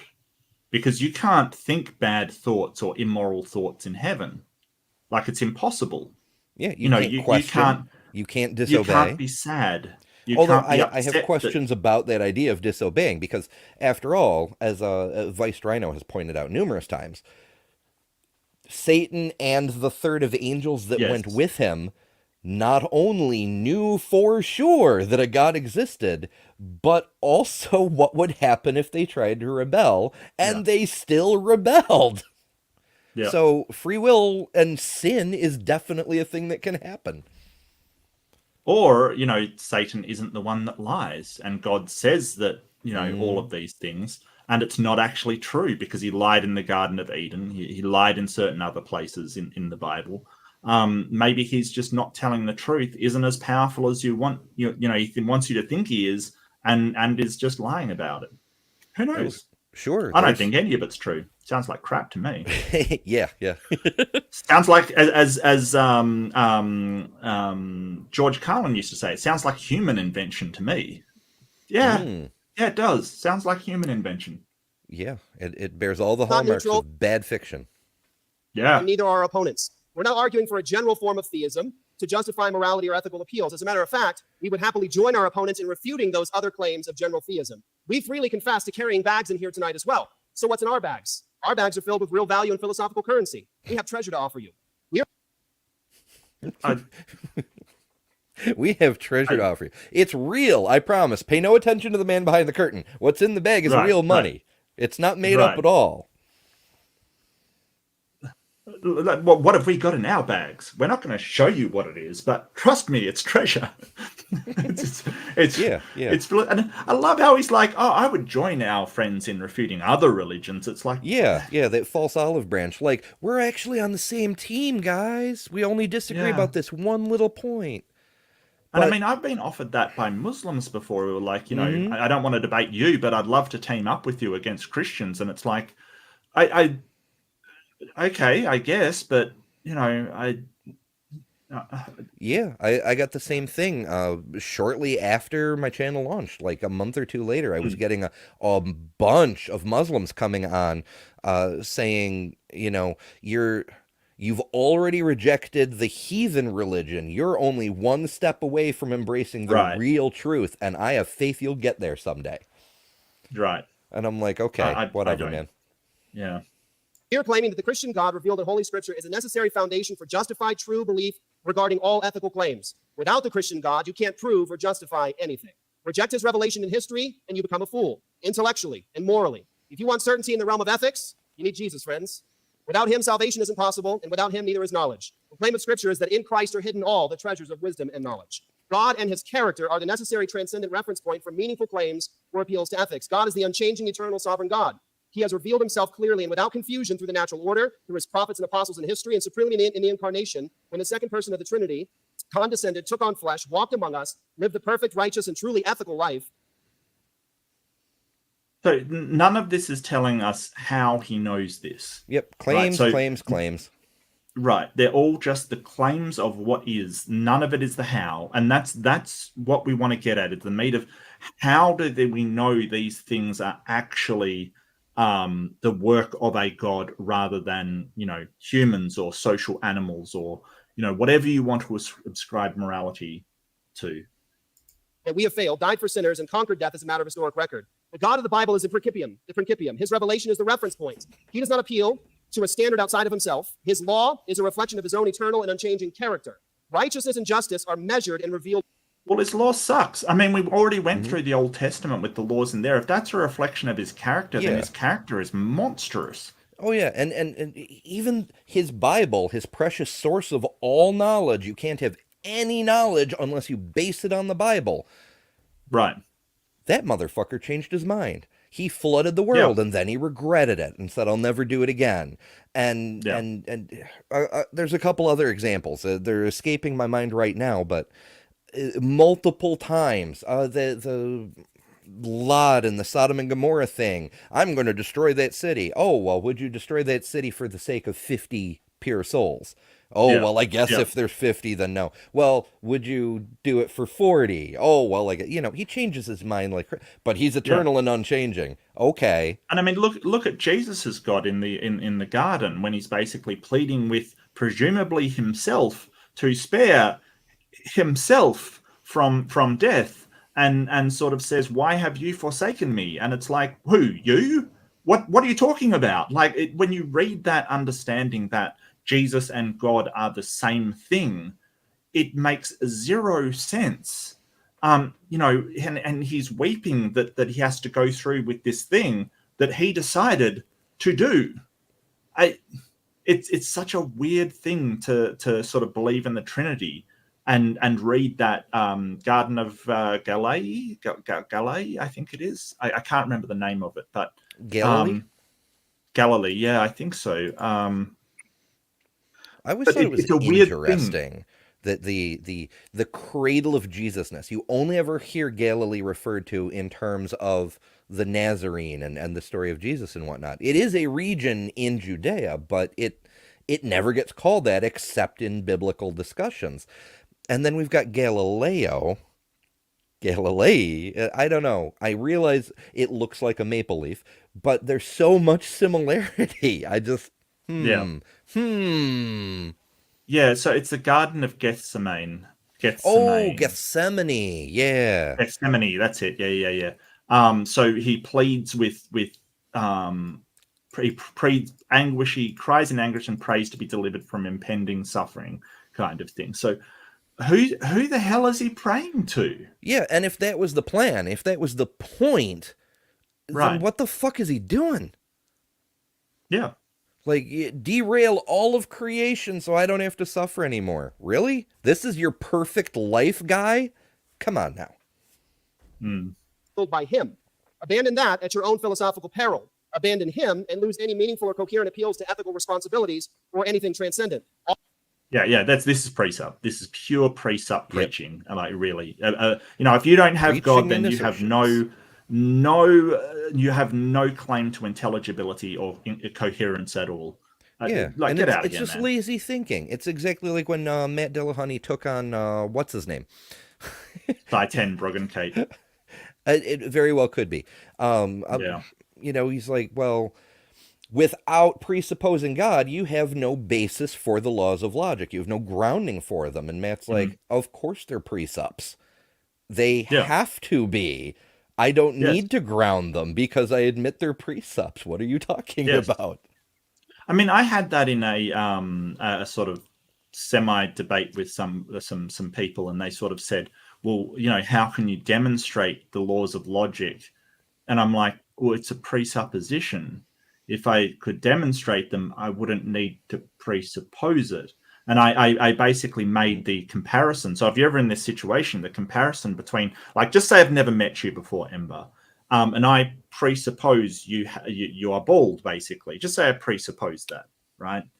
And then you say, well, how do you know that he's bald? If I meet you and I find out that you're bald, I don't have to presuppose it, right? That's where the demonstration comes in. Like, if I can demonstrate, if I can show you Ember and say, look, he's bald, I'm not presupposing it. So if somebody ever asks you for a demonstration of your presupposition, they have no idea what they are talking about, because that's the whole idea of a presupposition.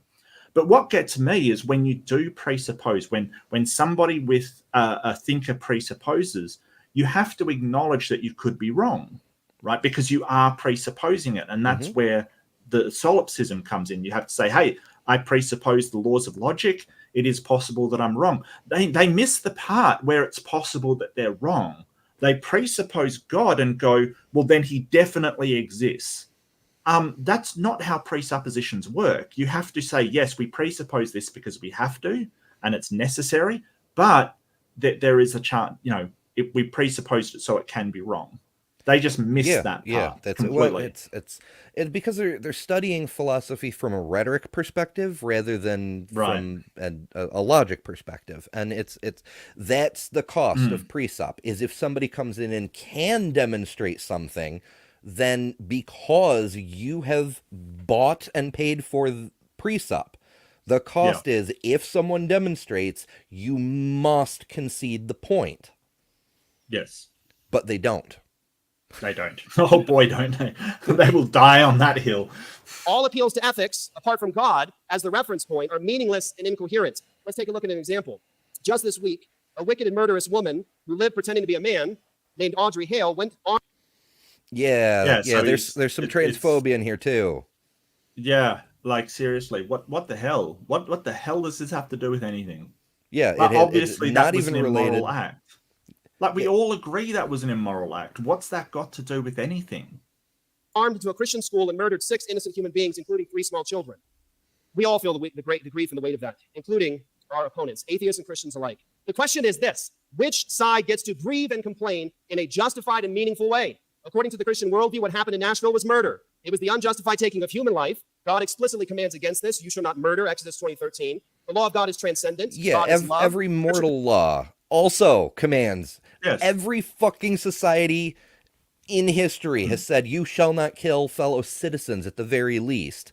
And it drives me the fact he said who is justified in grieving, I kind of want to hurt him physically a lot. Well, that's a bit extreme, but yeah, he's a bit of an idiot. Like, and this whole idea of you won't kill others in your own society predates Christianity. They don't get to just claim that because their book, tells you about Abel and Cain or whatever, or it says thou shalt not murder or thou shalt not kill in their command. You don't just get to claim that. People have known that animals know that killing each other in their social circle is not a good thing, and they refrain from doing it. That isn't something you get to claim.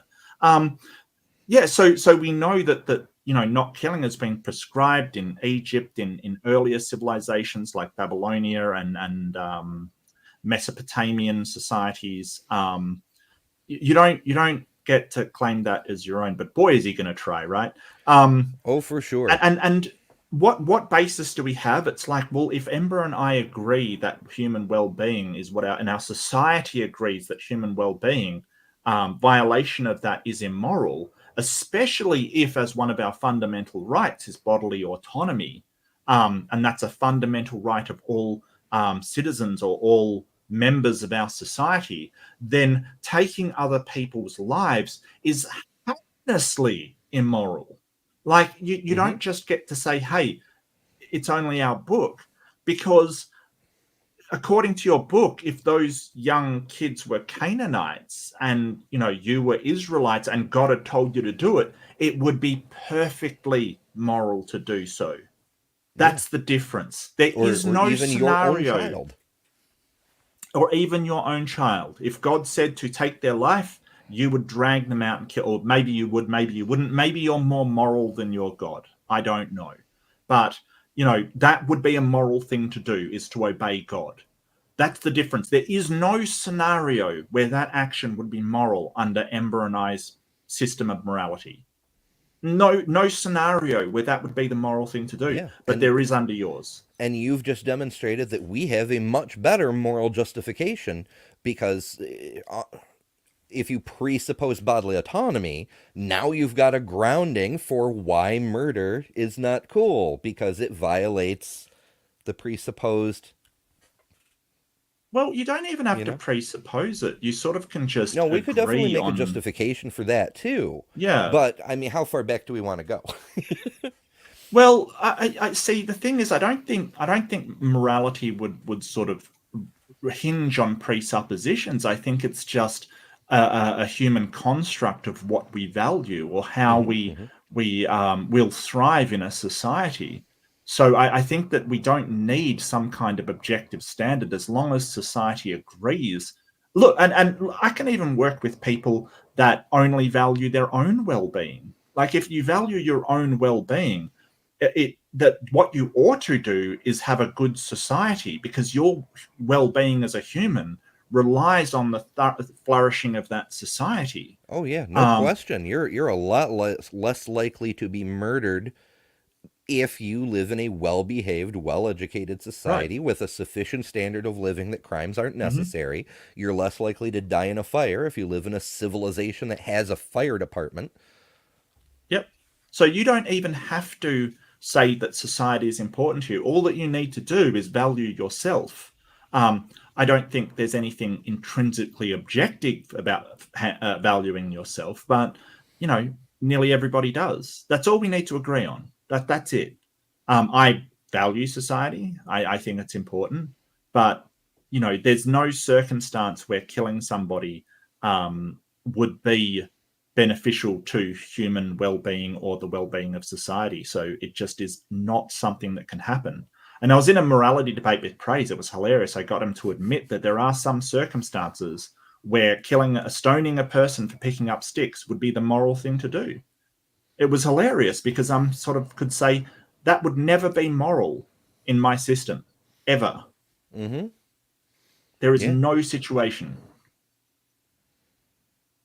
Commands love does no harm to its neighbor. Those innocent children and those adults were made in the Imago Dei. They had purpose, meaning, value, and dignity. They were not cosmic accidents. Furthermore, the police officers who killed the murderous and wicked woman were acting justly in protecting the innocent and preserving human life by taking the life of that truly evil woman. But what do we get when we look at Nashville through the lens of the devout atheist? What happened in Nashville was merely the scattering of protoplasm. Wow, talk about a straw man. Yeah, an emotional. I have to admit, Yeah. the emotional nonsense it is working because it's affecting me. I am really mad at him. Right. Yeah, so Matthew Pip's got a really good thing. And hi, Bree. It's good to see you, Bree. I just have to say hello and hello to Maya because you people are amazing and fantastic. Bree and Maya, if you haven't seen them, check them out. Matthew Pip with another good question. What do you think the motive behind religious books, since they are all pretend? I don't think there's a single motive. I think there's a lot of factors that come together into what we now recognize as religion. I think a part of it, of course, comes from social control, authoritarianism, direction from above, that sort of thing. But I think that's more of a modern add-on. Like, people noticed religion can be used to control people, and so started engineering it in that direction. I think it's it's superstition. Like, you're an early agriculturalist. You just figured out how to do a farm, so you're growing your crop, and you notice that on days where you leave a saucer of milk out for the wind spirits, it rains. And it doesn't work every time, but it works often enough that it just seems wiser to do it than not do it on days when you need to water the crops. And so you start to build up a tradition, and after a while, your kids or your grandkids are like, no, this is a thing we have to do. Like, we have to leave a saucer of milk out for the wind goddess in order to make sure it rains regularly. Like, if we don't do it, then a drought comes. And it's just pure superstition. But it starts to take on a harder and harder shell the more it gets passed on, and people associate it with cause and effect, and eventually reach a point of non-falsifiability. Like, you end up with a symbolic donation of a saucer of milk on the spring equinox. And if you don't do that, then you have a bad year. A whole bunch of things. It just builds up over time. And there's a bunch of other things that go into it, too. Like, some of the earliest religions were ancestor worship, right? Like, you want to live in such a way that your ancestors will be proud of you and will accept you into the afterlife. So we've got three main factors going into it just in a couple of minutes here. You know, you want to get to your afterlife, so you got to please your ancestors. You want to make changes in the physical world that you can't do, so you're appealing to supernatural powers. And the parasites within society have realized this is a tool, it's a lever for control of the people. And that's just three things that got twisted into the creation of religion. Yeah, and I agree with you, and that's going back a long way. But I think that religion past the sort of spirituality part, like so past sort of these ancestor worships and things like that. I think it was a way for people to explain what was happening in their world in a way that they could understand. So they had these stories about what was happening, and we've seen this a lot in myths and things. So why does the earth shake occasionally? Why do the stars wheel around the sky? Why are we here? Why do things grow? Why do people breathe? Why do people bleed? Why do people, all of these questions. So in a way, I think religious texts are the first attempts at sort of science books. They're giving explanations for things, and why are the things the way they are. And they're a real stumbling point for humanity. We sort of had these stories and these myths about these gods and these things that were happening, and I think they sort of just wrote them down as they understood things. So culturally, we just make record of what we think is true. But I think that I don't think they were pretending. So that word pretend sort of comes with the thing of they were intentionally lying, which I don't think is the case. I think they genuinely thought that humans breathed because God breathed the breath of life into them, kind of thing. Because they noticed when you die, you stop breathing, right? So why is that? Well, we understand things now as you extract oxygen, with your lungs and circulate it throughout your body, but they didn't know. So, God breathing the breath of life into you, and when that breath of life goes, you're dead. That makes sense to them. So they wrote that down as sort of truth. I don't think it's pretend. I think it's just a way to explain things by people that didn't know any better. And of course, all the other reasons Ember described, absolutely agree with them. But, I think but it's absolutely vital to get the mythology in there too, because I mean the fundamental aspect of any belief system, I suppose, is it's not just the supernatural things you believe in. You also have that creation story, that where did we come from, what is our purpose. That's fundamental to having a religion rather than just being spiritual. Right. Yeah, absolutely. Yeah. I got to take a quick break. All right. I'll keep going, I guess, and I'll hold the fort down. No problem at all. Processes walked into a building and caused other cosmic accidents to stop breathing. So what? There's nothing above the Nashville shooter but sky, clouds, and vast emptiness. No. Yeah, so you don't have to, this whole idea that we're just cosmic dust, or we're just protoplasm. There's nothing just about it. There's no, just because your computer is a few lumps of copper and some silica and some other materials and some metal and some of these, that doesn't mean the summation of your computer is just that. He's kind of doing a composition division fallacy, which means that you sort of say, well, you are only your parts, kind of thing. You are only the cells that make you up. No, that is not true. And that is a division fallacy, where you're trying to break things down to just their components and attribute the attributes of the components to the whole. No, we're way more than that. We're absolutely way more than that. Justice is ahead of Audrey, and there is no absolute standard of justice to hold her to. You'll forgive me, everyone, for being so callous in this description, but we have to be honest about what atheist presuppositions give us. When human beings are absolutized and put at the center. Yeah, so atheist presuppositions don't say that we're just sort of cosmic matter or whatever. Cosmic broccoli. Thanks, Ember. That's not what atheists presuppose. That's the thing. It's this smuggling of the just in there. We kind of say that, and we have evidence for that, we're the result of millions and millions and millions of years of evolution. And there's no just about it. It's not like we're still the protoplasm we used to be millions of years ago.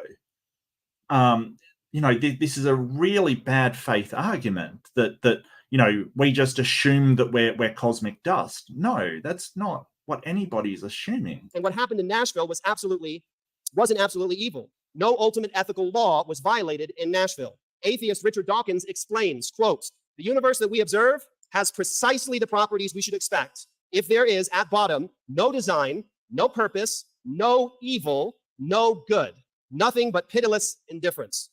Yes, that's correct. But we're not the universe. We're creatures within the universe that can create our moral systems in order to make our society flourish.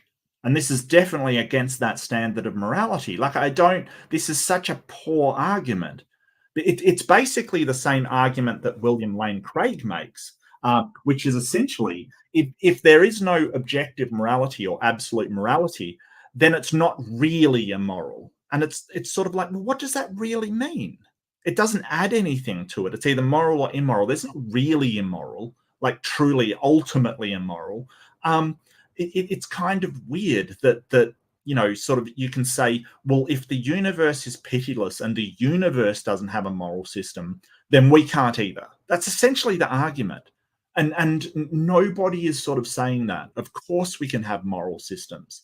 Of course that is immoral. River out of Eden, unquote. The atheists and humanists will try to get around this glaring deficiency in their complaints about Nashville. They'll attempt to have you divert your eyes from the empty bags they're carrying. They'll claim what happened in Nashville caused pain, to which we should say, so what? That's not what I said. I didn't say that. I said it was antithetical to our goal of promoting human well-being. Some random results of evolutionary processes like to inflict pain. They enjoy it. It makes... I don't think they enjoy it. Some random processes enjoy inflicting pain. Well, I'm not entirely sure. I don't base it necessarily. Nobody's saying that evolution is a good and moral system. The whole point of evolution is that the universe doesn't have morals, so it throws up a lot of immoral behavior. I don't understand why he's going to evolution, because nobody bases their morality on evolution. We base it on social cooperation.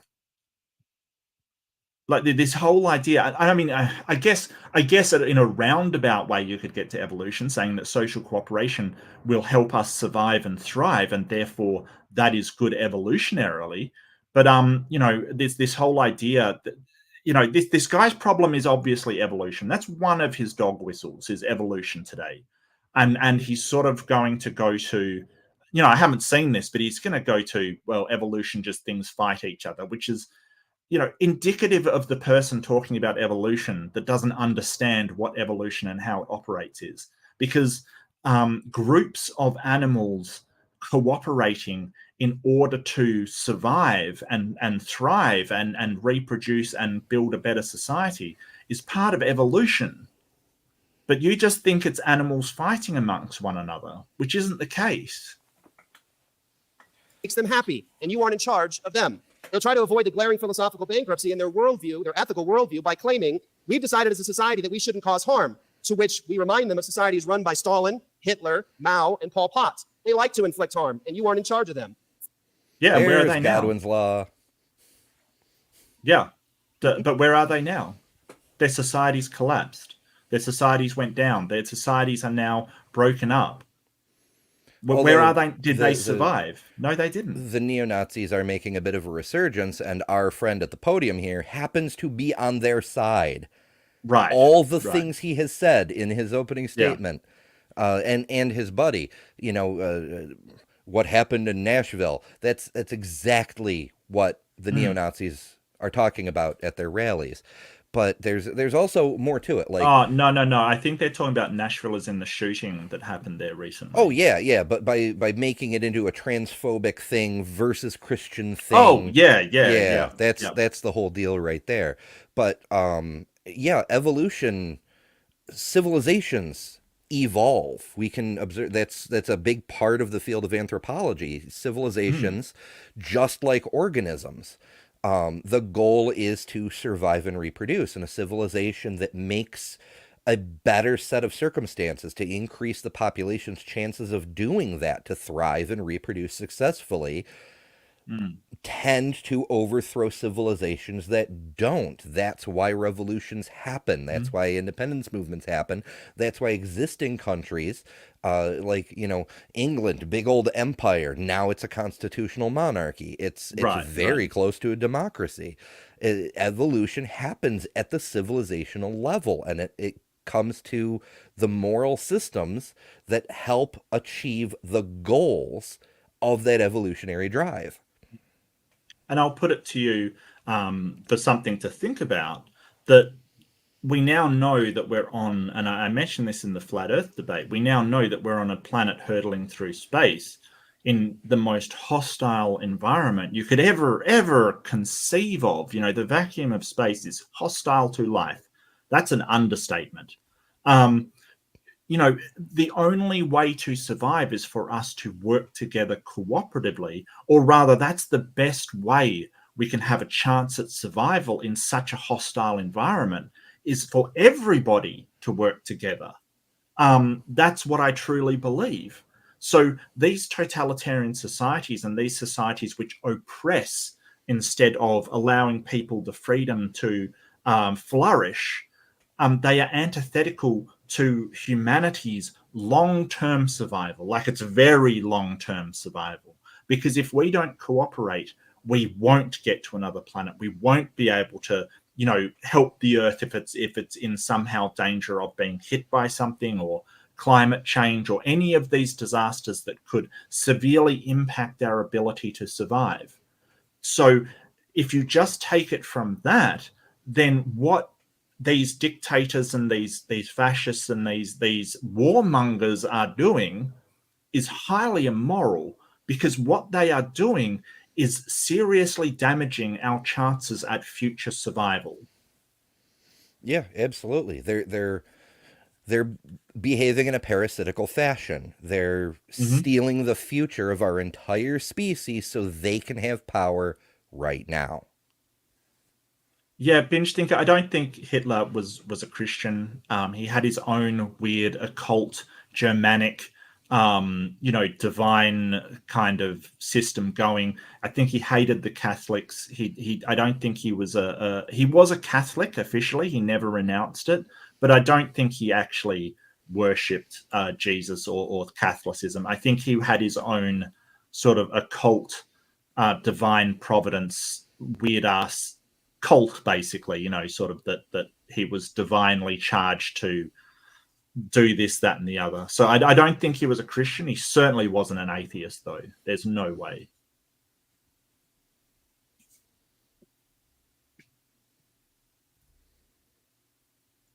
Yeah, no, I agree. It's all hostile to us.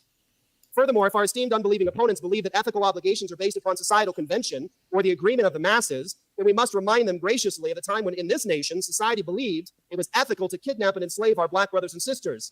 A sin and a crime, by the way.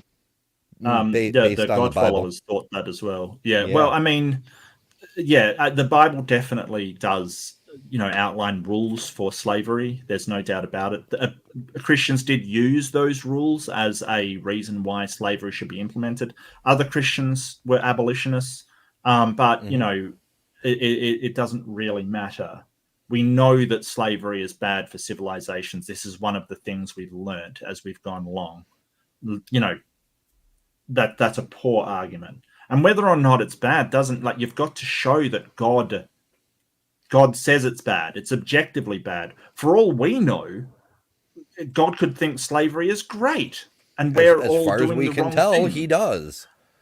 Well, as he at least accepts it, if not condones slavery. But the whole point is that while you've said God gives ethics, you have made no demonstration that the ethics we have come to learn over time is actually God's ethics.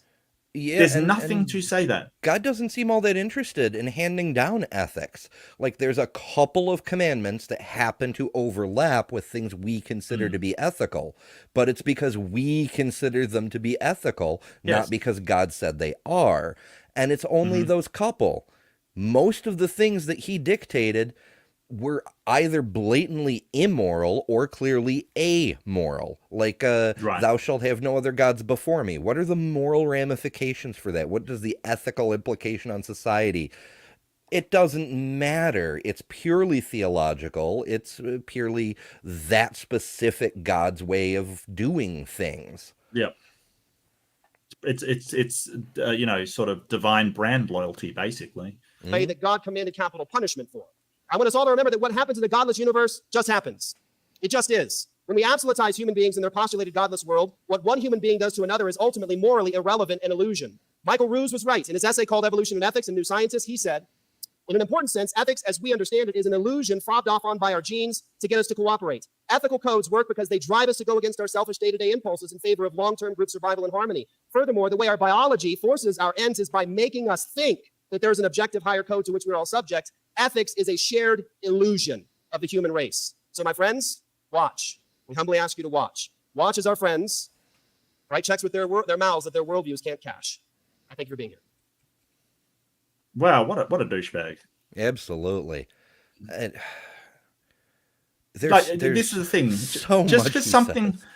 well, it's just because something is an illusory or an abstract doesn't mean it's not useful. Like laws are abstractions. There's no laws that sort of, we made them up. They're an illusion, and society would collapse without them. Mathematics is an abstract. It's an illusion. It's not real.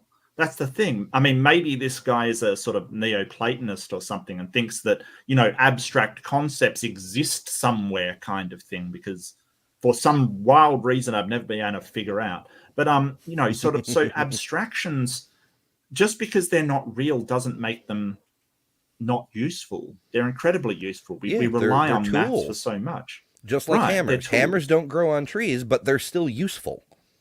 Right. But I mean, they're a concrete thing. A hammer is a concrete thing. But Oh, sure. a law is more useful than a hammer. Like a law saying, hey, if you defraud people, you get arrested and put in prison is more useful than a hammer.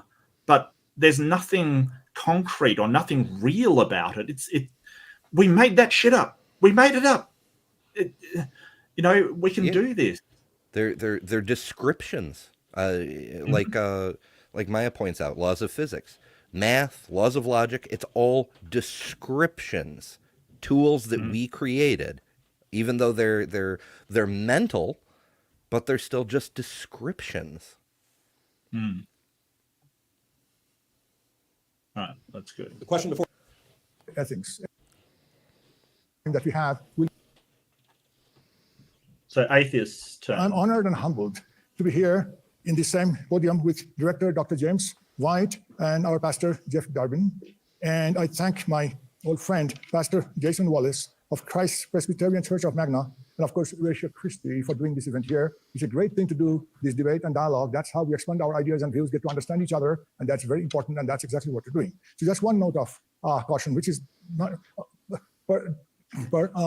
Jeff Durbin, we came here to fight, we didn't come here to fight. We came here to exchange ideas, to learn from each other, because I believe that that's exactly how we enrich ourselves. So we're not here to fight. We're here to exchange ideas. Oh, the precepts came to fight, sir. You're in the wrong church, buddy. They came to fight. Yeah, I get where he's coming from with trying to like subvert the expectations that the precept crowd laid down, but he's wasting opening statement time on something that doesn't really matter. That's what I was thinking, and he really hasn't, he hasn't jumped in and said, "Hey, this is our worldview and how we get to morality." Like, just explain it. I just want to let you know that. Oh. Now, time is very short for an opening statement, so many of the ideas that I'm going to give you, they are in a very constrained and summary format. I cannot explain them too much because there's so many internal intricacies and all that. Hopefully. So spend time telling us how you can't explain them properly. Like you could have wrapped that up. Everybody understands what an opening statement is. That you'll elaborate more, you'll address things in your rebuttal, and then during the cross-examination phase, you'll be able to delve into things in more depth as your opponents challenge you.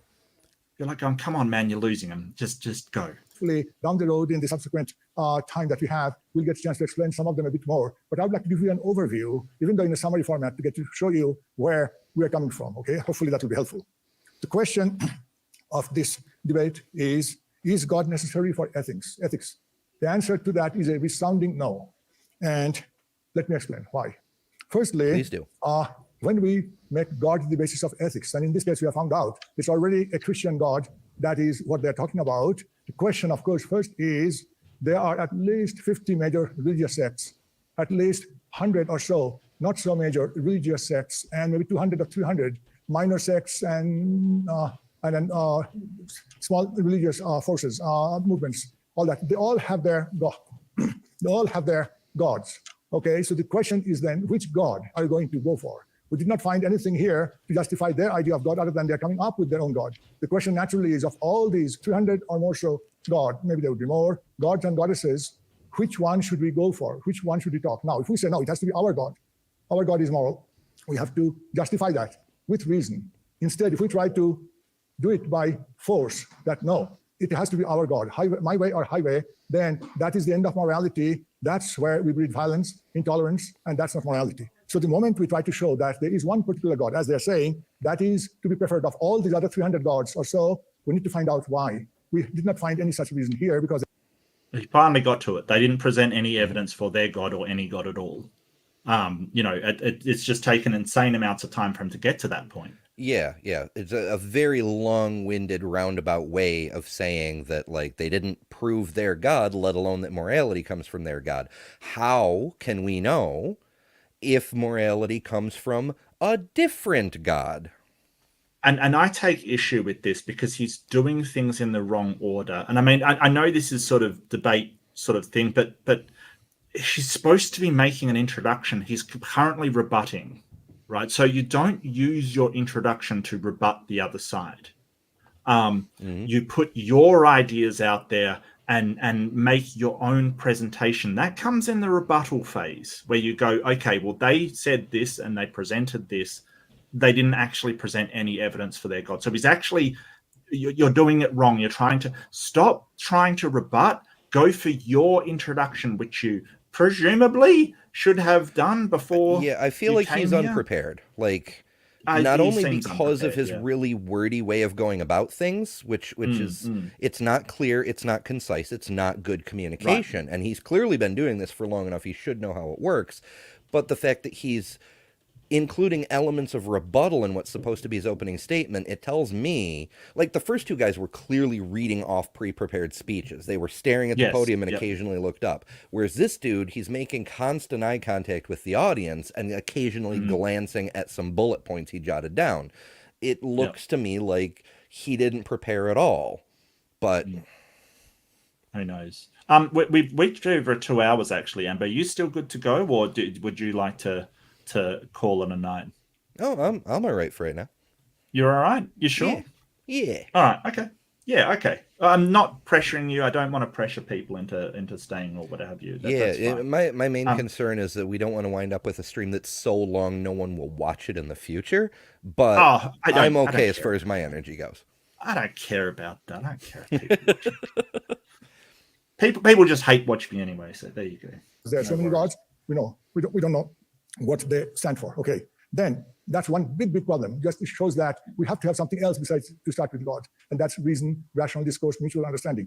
Okay, the next question I would like to ask is, so he's edging around the argument from moral diversity, right? So there's an argument that goes, presumably that God says what morality is. God communicates that morality to us and instills it within us all. So why are there such diverse amounts of what is moral and what is immoral in the world?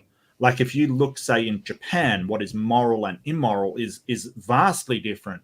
When you get down to certain things than what's in America. Maybe the same, core tenets are true, like you shouldn't murder people and you shouldn't steal and things like that. But when you get down to what is moral and immoral on a sort of more granular level, there's vast differences between countries and cultures and societies, and even, people sitting in the pews of the church. One person will say, hey, nothing wrong with being gay. Gay people are fine. That's not a problem. And the next person in the pew next to them is just a raging, homophobe kind of thing. There's this moral diversity is a good argument, and he's skirting it, but not actually making it, which is it's annoying me. Hey? Yeah, no, you're absolutely right. Like, in a timed debate, you need to spit out your damn point and not dance around it. Yeah. Does such a God exist, whatever God we choose? And that's a very important question, because now in this case, we have already chosen a Christian God. We know that it cannot be rationally proved meaningfully prove that a Christian God exists. Throughout the tradition, the Christian theologians, I can name all of them and their books and their ideas, no time for that. They have tried to give arguments to show that such gods exist because they don't want to show that their faith is a blind faith, it's a dogma, so they want to give reason to be respectable, to be acceptable. All those reasons fail. There are 5 main reasons for God's existence. They all have fatal flaws. They don't prove that God exists. So therefore, that's yet another problem. So we have to bring in something other than God. Now, yeah, that point's fine. They can't prove that God exists. That's fine. I got no problem with that. He's absolutely correct. There's fatal flaws in all of their arguments. They don't have demonstrations. They just have arguments. That's all. There's a marked lack of evidence for a God actually existing. It's going to bounce off the precepts though, because they're just well, in order to be saying that, you have to, presuppose a God. So, yeah. As you said, precept is what did you say? You said it was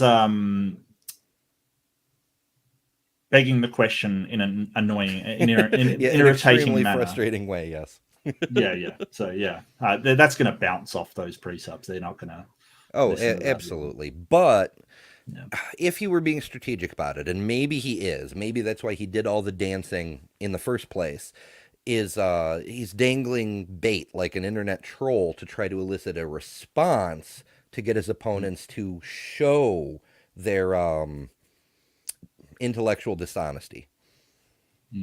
Maybe. I'm not convinced. He seems to be very unsure of himself. I'm not sure if that's just my perception, but he doesn't seem to be a great speaker. So I don't know. Then of course comes the veracity of scriptures. We have seen that they have quoted from the Bible quite a lot. Okay, how can we be so sure that if the scripture contains God's words, well, how do we know that? The Bible, for example, was put together nearly 2,000 years ago during a very primitive time by primitive folks. And Jesus, in fact, when he died after that, it was not for at least 40 years.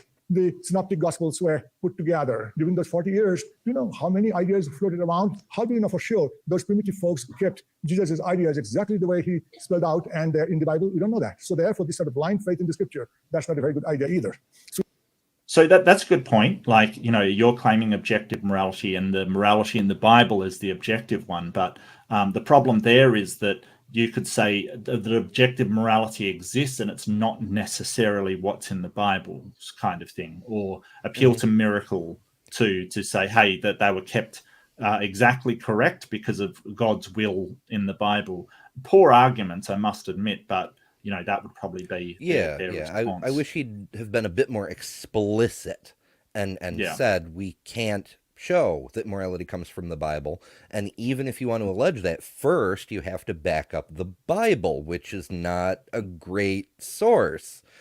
Like they want to go Bible, but when you examine it, it kind of falls apart. Right, because of the extreme immorality that we all agree on in the Bible, or most of us agree on. You'd have to be pretty fundamentalist to sort of say that the Old Testament punishments were just and good, kind of thing. It's very hard for someone to defend that. So maybe outlining some of those punishments, like, if the Bible is moral, was the stoning of death of somebody for picking up sticks, was that a moral action? And if it was a moral action, what makes it immoral today? If that's God's morality, why does God's morality change? If it's absolute morality from an unchanging God, then it's actually immoral for people to not stone people to death today. If you observe somebody breaking a biblical crime, a crime against God, a capital crime against God, it is your moral duty to execute them. Yet no Christian in the Western world that I'm aware of follows that rule. So, and that's where the other guy buried himself by appealing to absolute morality. Because as soon as you start appealing to absolute morality, it cannot change. It is always the same sort of moral judgments from the start of time to the end. It can't change. So he dug his own hole there, and I've got no sympathy on him.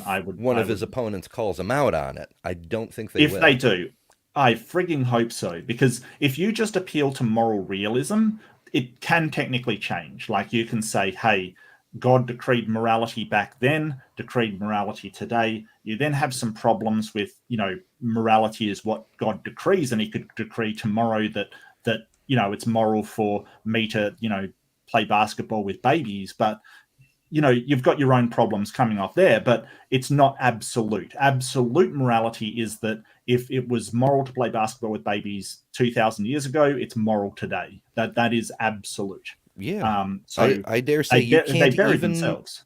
I dare say you can't even make a case for absolute morality from a Christian perspective. From a Jewish perspective, certainly, but not from a Right. Christian perspective, because the It's very coming of difficult. Jesus and the new laws shows that Right. there are changes in the laws. Well, some people do. I think that some people do. They do make this thing of absolute morality, but they are the most fundamentalist people you'll ever meet in your life. They are absolutely bonkers. So not many people will defend absolute morality. I had a debate with Christopher Silvers on absolute morality. I think that he didn't quite understand what it was, and he was sort of thinking of moral realism. But it was an interesting conversation nonetheless. I had a good time. It was actually a pretty nice guy. So. That his ideas were baffling, but he seemed cordial enough, I guess. Yeah, absolute morality is wow. So you have to bring in something else rather than blind faith and dogma. Okay. So what are some of the fundamental ethical presuppositions? The ones I'm going to put here, everybody should agree, regardless of what religion or outside of any religion they stand. There happen to be these fundamental ethical presuppositions happen to be autonomy of the individual, what we call agency. An individual cannot be a robot. To be a moral agent, that person has to have autonomy. Okay, everybody should agree with that. Then reciprocity, which we often call the golden rule. It's there in all religions. In fact, it has been there in human history in all religions way before Christianity came into being, in Buddhism and all other religions. So in some form or other, the golden rules, the idea of reciprocity, respecting the other person as you'd like to be respected yourself. Okay, and yeah, so I think that you're better off, instead of saying, hey, it's been in all religions, point out reciprocity in nature. That we do have monkeys and apes that show reciprocity. We do have other animals that show reciprocity. We do have meerkats that show reciprocity. There are tons of examples of that in the wild, kind of thing. I don't think you should appeal to religion, because then you're playing into they're stealing from our worldview kind of thing. I think what he's going for is to show that it's not exclusive to Christianity, that other cultures, even atheistic cultures, like, Buddhism is technically atheistic. Well, some forms of Buddhism. But by showing that all cultures do this, it's clearly not coming from your religion or any one specific religion. Yeah. I agree there's a better way to do it, but I get what he's going for. Yeah. No, that makes sense. I would probably just go about it in a completely different way and sort of appeal to sort of biological imperatives, giving us these feelings that allow us to work socially.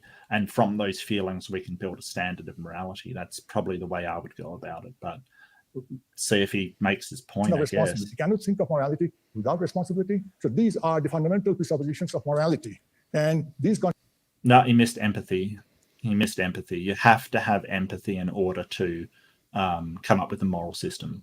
Like, if you can't understand what the other person is feeling, you don't have any way to evaluate the consequentialism of your actions, kind of thing. Like, yeah.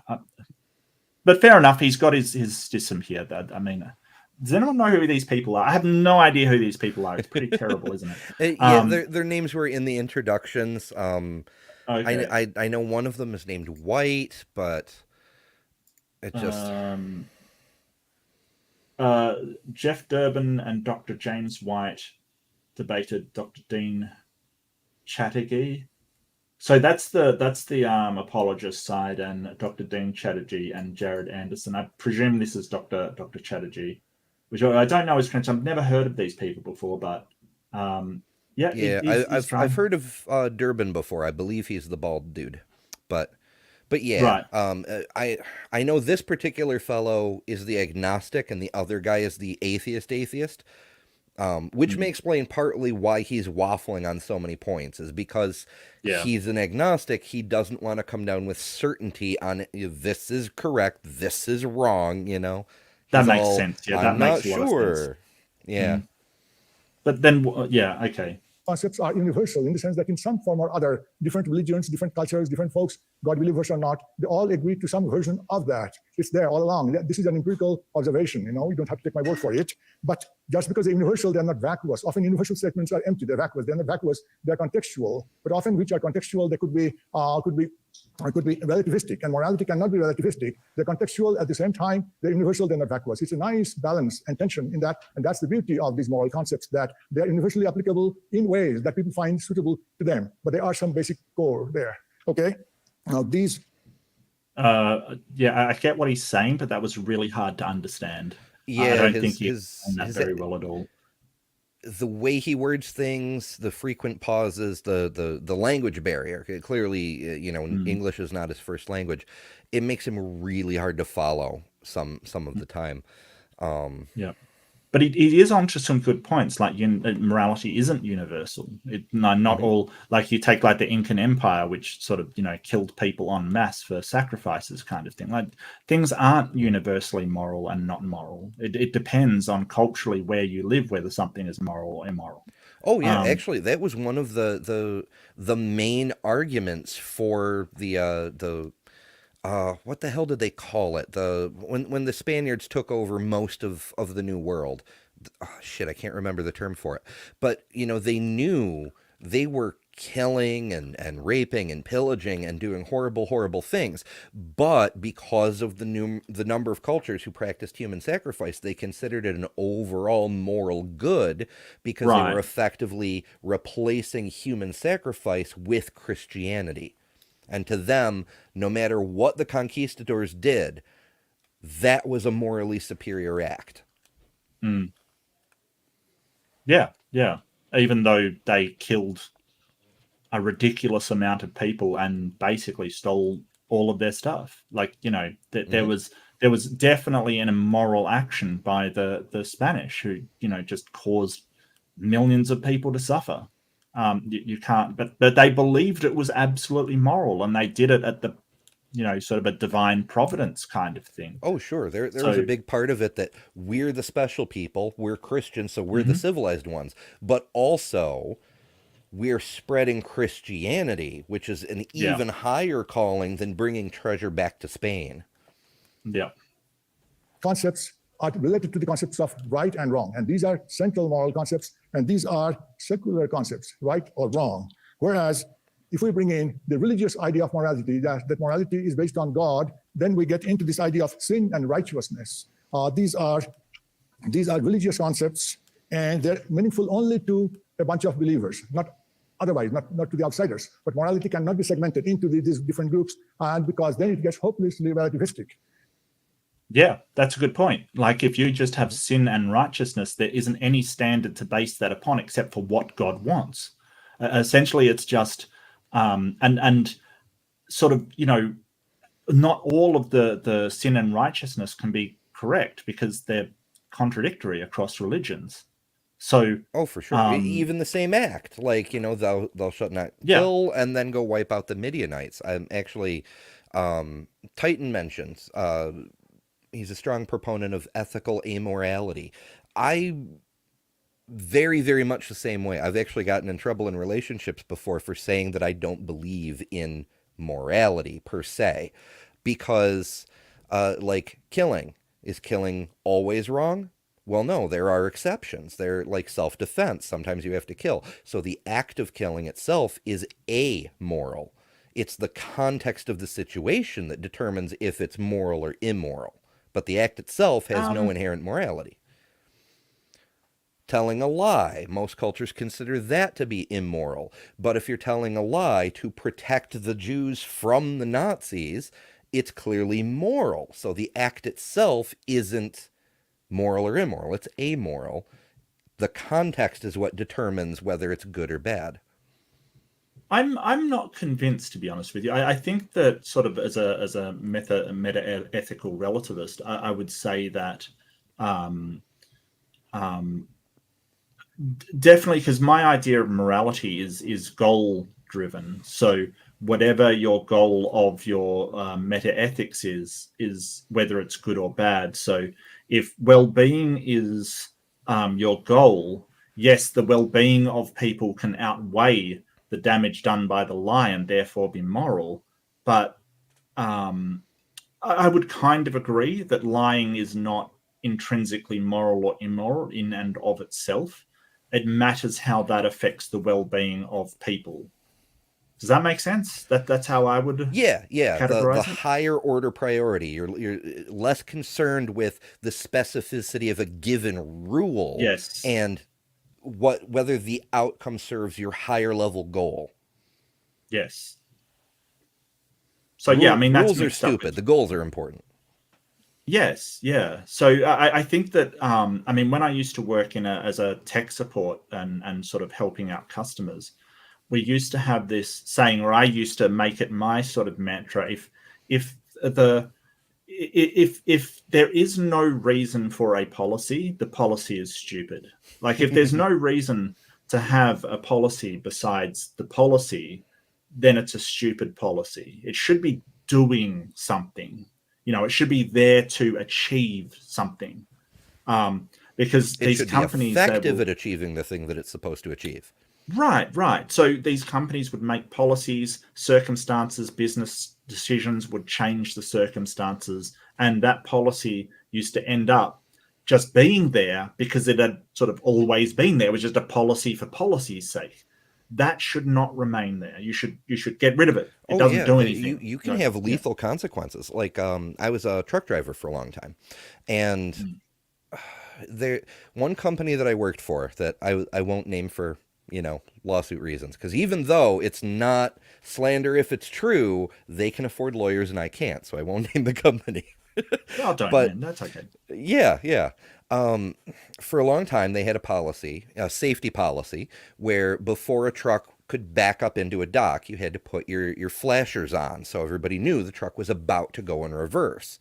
It was, simple situational awareness thing, and that was fine. But then one day, one of the safety directors came around and said, okay, well, there's no such thing as too much safety. So instead of having the trucks put their flashers on before they back up, we want the trucks to have their flashers on all the time for visibility. Yeah, that's just dangerous. Yeah. Exactly. Yeah. Now nobody could... Because people are backing up. Yeah, nobody knew when they were going to back up. And because half of our terminals are in residential neighborhoods, the normal fail-safe for truck drivers is to toot your horn before you back up, but you can't do that because you're in a residential neighborhood, so that's banned by the policy. So his more safety policy, it led to people dying immediately. People got run over because they couldn't tell the trucks were about to back up. Yet they kept the policy in place, even though it was completely ineffective, because their overarching policy of you can't have too much safety was freaking unquestionable dogma. And that's what I see a lot of these religious rules like. They've hung around. There's no reason for them.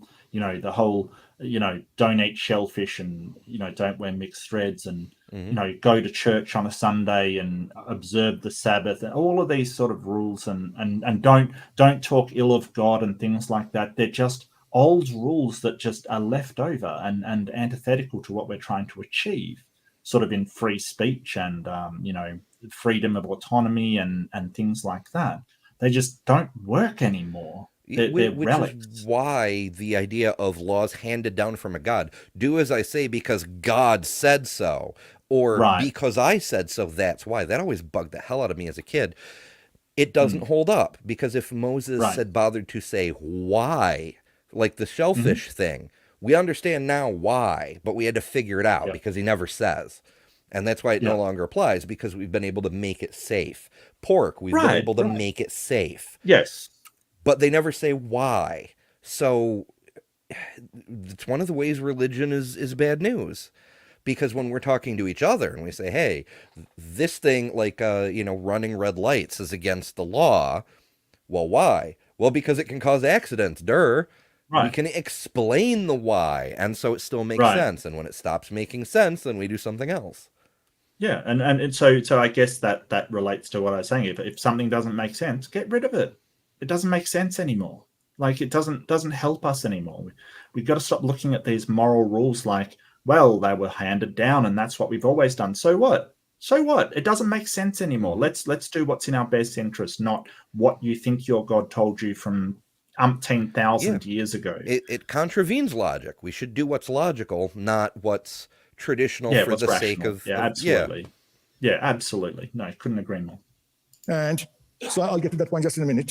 So the whole idea is that ethics is essentially a human enterprise based on these concepts that I told you about and the difficulty of bringing in God that I mentioned a bit earlier. It's essentially a human enterprise. In fact, if I can quote one line from Jared's statement he's going to come up with after I finish, he says, the root of ethics is caring and cooperation. Why are you quoting the guy's statement? Like, you're just upstaging him at this point. He's going to come out and say it, and people are going to be like, okay, we've heard this before. Yeah. What are you doing? He's quoting his partner in a debate. Like, come on, dude. Look somebody up. Look, quote Noam Chomsky. Quote, anybody apart from the person you're sitting with. Come on. Yeah, I personally, I just don't like quotes. It's like, I want to hear what you think, not what you think Abraham Lincoln thought, Well, I think they can be good to reinforce a point, like the Noam Chomsky one, where we can all be, gas chamber attendants and saints kind of thing. It's kind of it Sure, gives if you're punch to illustrating a a point. specific point. Right, absolutely. But sort of the other side, we're just using them as sort of straw man arguments from this is what atheists think kind of thing, which always annoys me because not all atheists think the same. But I think he could have done a bit more work on finding a quote to reinforce his point that it's a social construction. Caring and cooperation are a feature of life. He's so right. Morality is from human to human. We don't need to go up there and come down via that extra outside route, in a way that is not needed. It's directly from one human to the other, and human groups to other human groups and amongst themselves. That's why morality is right here, not that way. That is cumbersome. Okay, and of course, based on what up there, we don't know. I told you about the problems if we try to go from there. Now, so when it comes to sin and righteousness, these concepts, the religious concepts, they're only meaningful to believers of that religion, but they generate guilt and shame and fear. Now, these are not moral. He's got a good point there. Yeah, They certainly do. Imagine feeling guilty because you found a member of the human species attractive. Like, you just found them attractive, and then you go, oh, well, how dare I? Imagine feeling guilty over that. Not that you actually did anything. You didn't cheat on your wife, or you didn't do anything at all. You just thought that. And then you include like a multi-million-dollar, advertising industry to convince, to show these things. It's ridiculous. Oh, I think it goes even deeper than that. Like a lot of the stranglehold with Catholicism on Europe and in the past when it was absolute, but also to a large extent today, because Catholicism is still by far the largest Christian denomination. Things like the priest scandals. I'm trying to avoid words that cause demonetization. But Please, the scandals with the priests, they, say you're a good parishioner and you walk in and you catch the priest doing the thing. And now the priest says to you, listen, you need to keep this secret because I'm a sinful mortal man and I don't deserve your forbearance. But what will this do to the church if this comes out?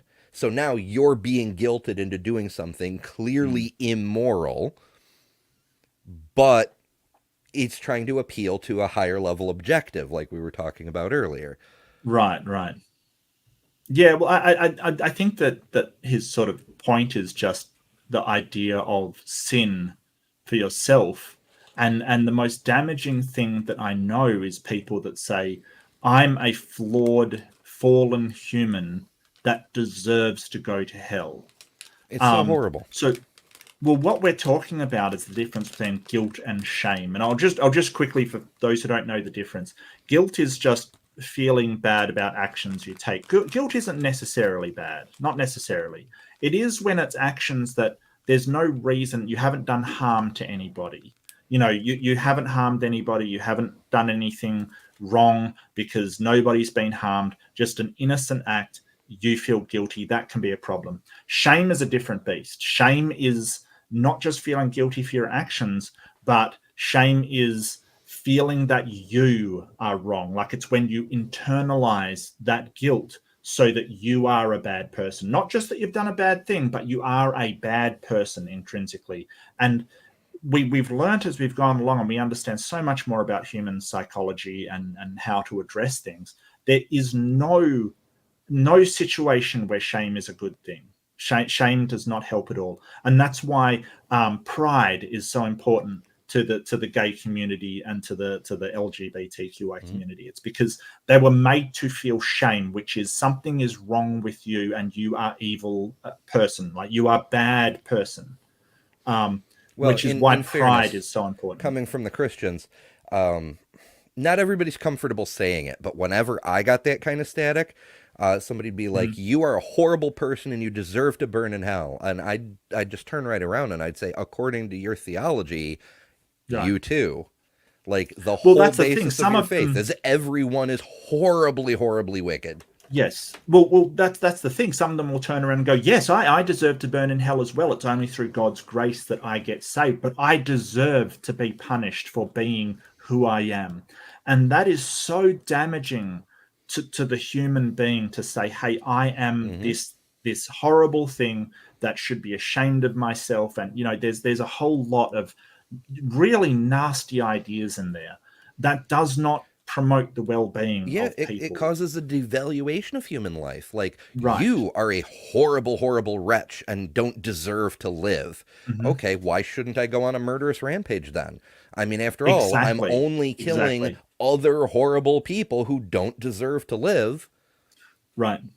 And it's that internalization of I'm a bad person that causes people to do bad things sometimes, because they go, well, that is who I am. That is what I would expect from myself. I have no capability to do any different. It is shame's never useful, ever, in any situation, ever, right? I've had this discussion with people. They're like, well, murderers and stuff should be ashamed. And it's like, if you want them to stop murdering, shame is not useful, because they will accept that of themselves. When you start to internalize that you are a bad person that will do bad things, that just causes those bad things to happen more. Yeah, it's when you go enabling. Right. It's when you go, I'm a human being and I do good things and I do bad things. And, I feel guilt for the bad things, but I try to do as much good and as little bad as possible. That is when you get a good human being that is trying their best to help society. That is when you get a society of good people. We all do bad. That's okay. We make amends. We feel guilty. We make amends. We move on. We try to do good. That's the goal. No one's perfect. We all just try. But when you internalize that you are a bad person, that's when things go horribly, horribly wrong. So, sorry, that's my rant. I absolutely believe that. So, it's ironic. You believe in the ability of humanity to be redeemed more than the Christians, who claim the whole point is to be redeemed.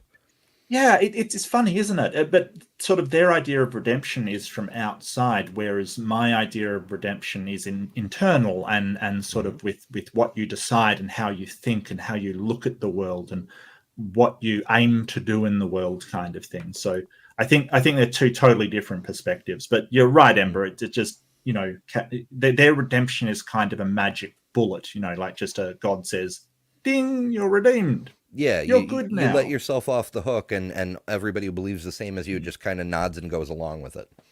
Yeah, even though they probably know that you're doing horrible things, they're like, oh, well, they've got forgiveness now. They're fine.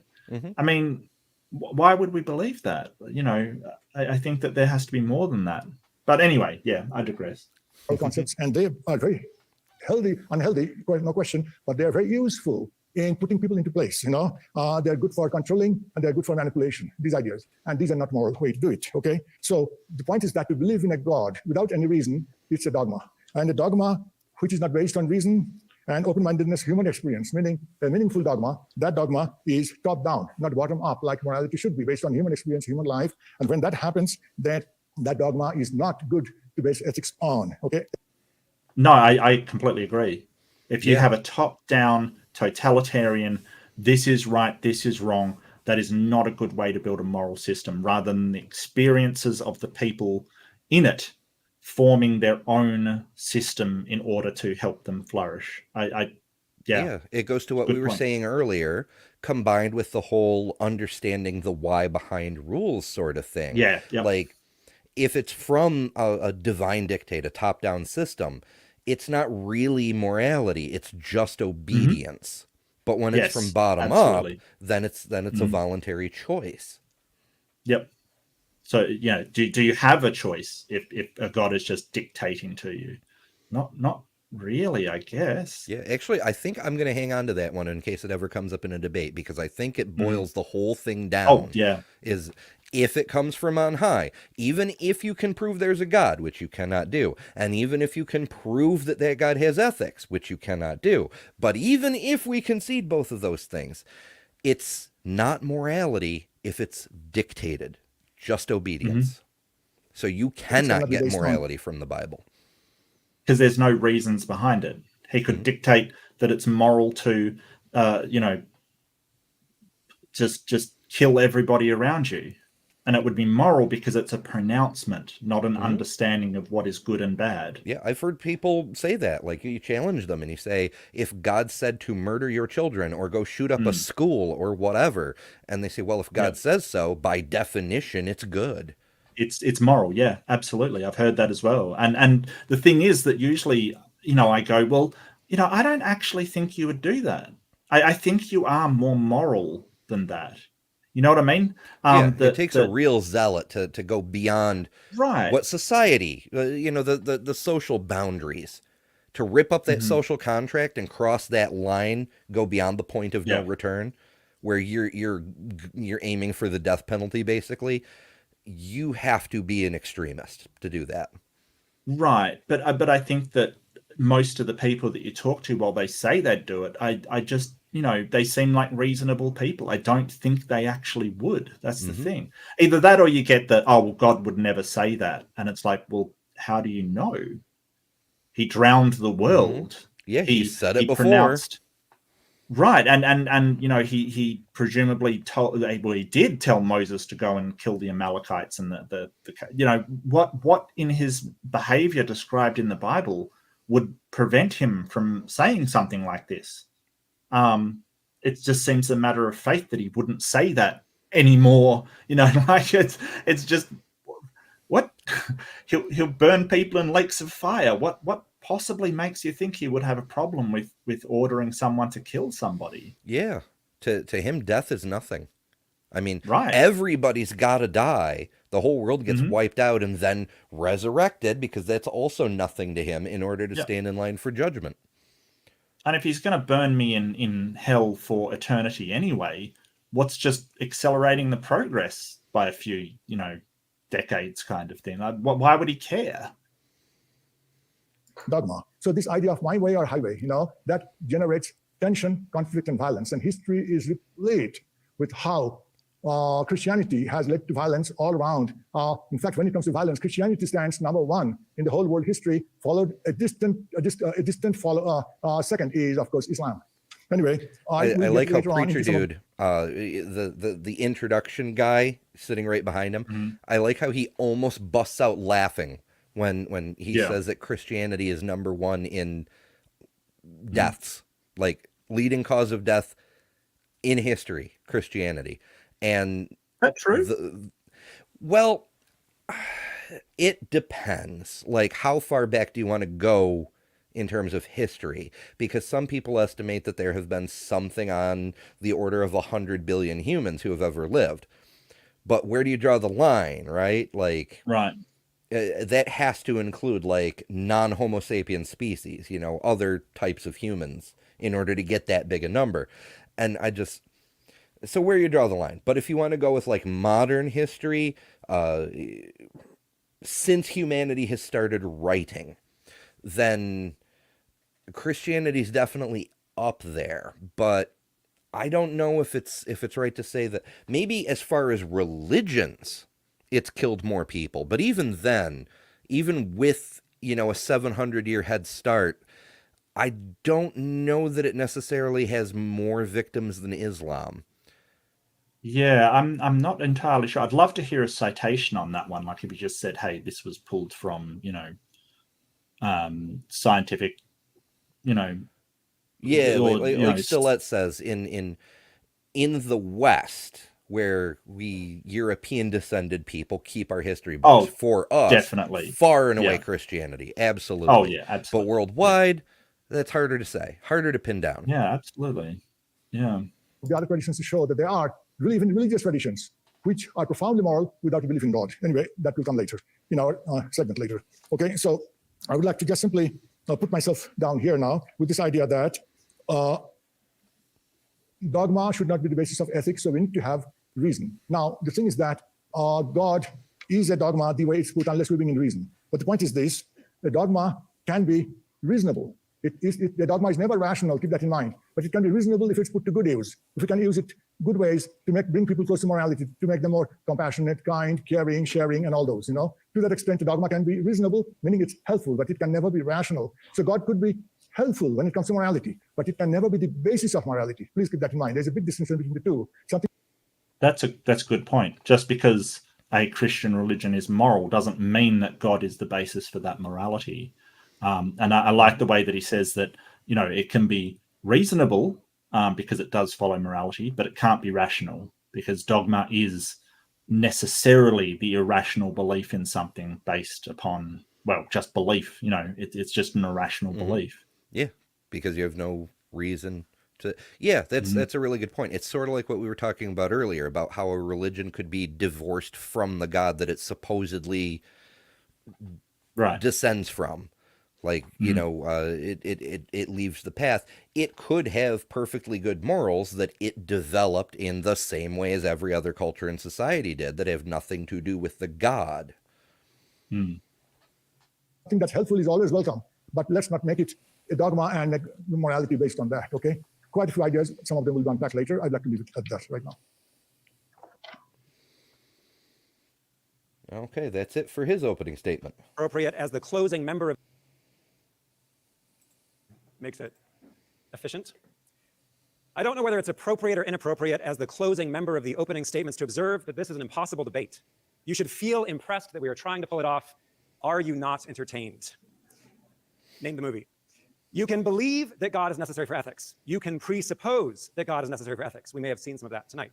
But I believe it is functionally impossible to debate that God is necessary for ethics. Yes, we can reduce our definition of God so much that it becomes tautological and God becomes necessary for ethics. Okay, if God is whatever brought us into existence and existence is necessary for existence, then yes, in some minimal way, God is necessary for ethics.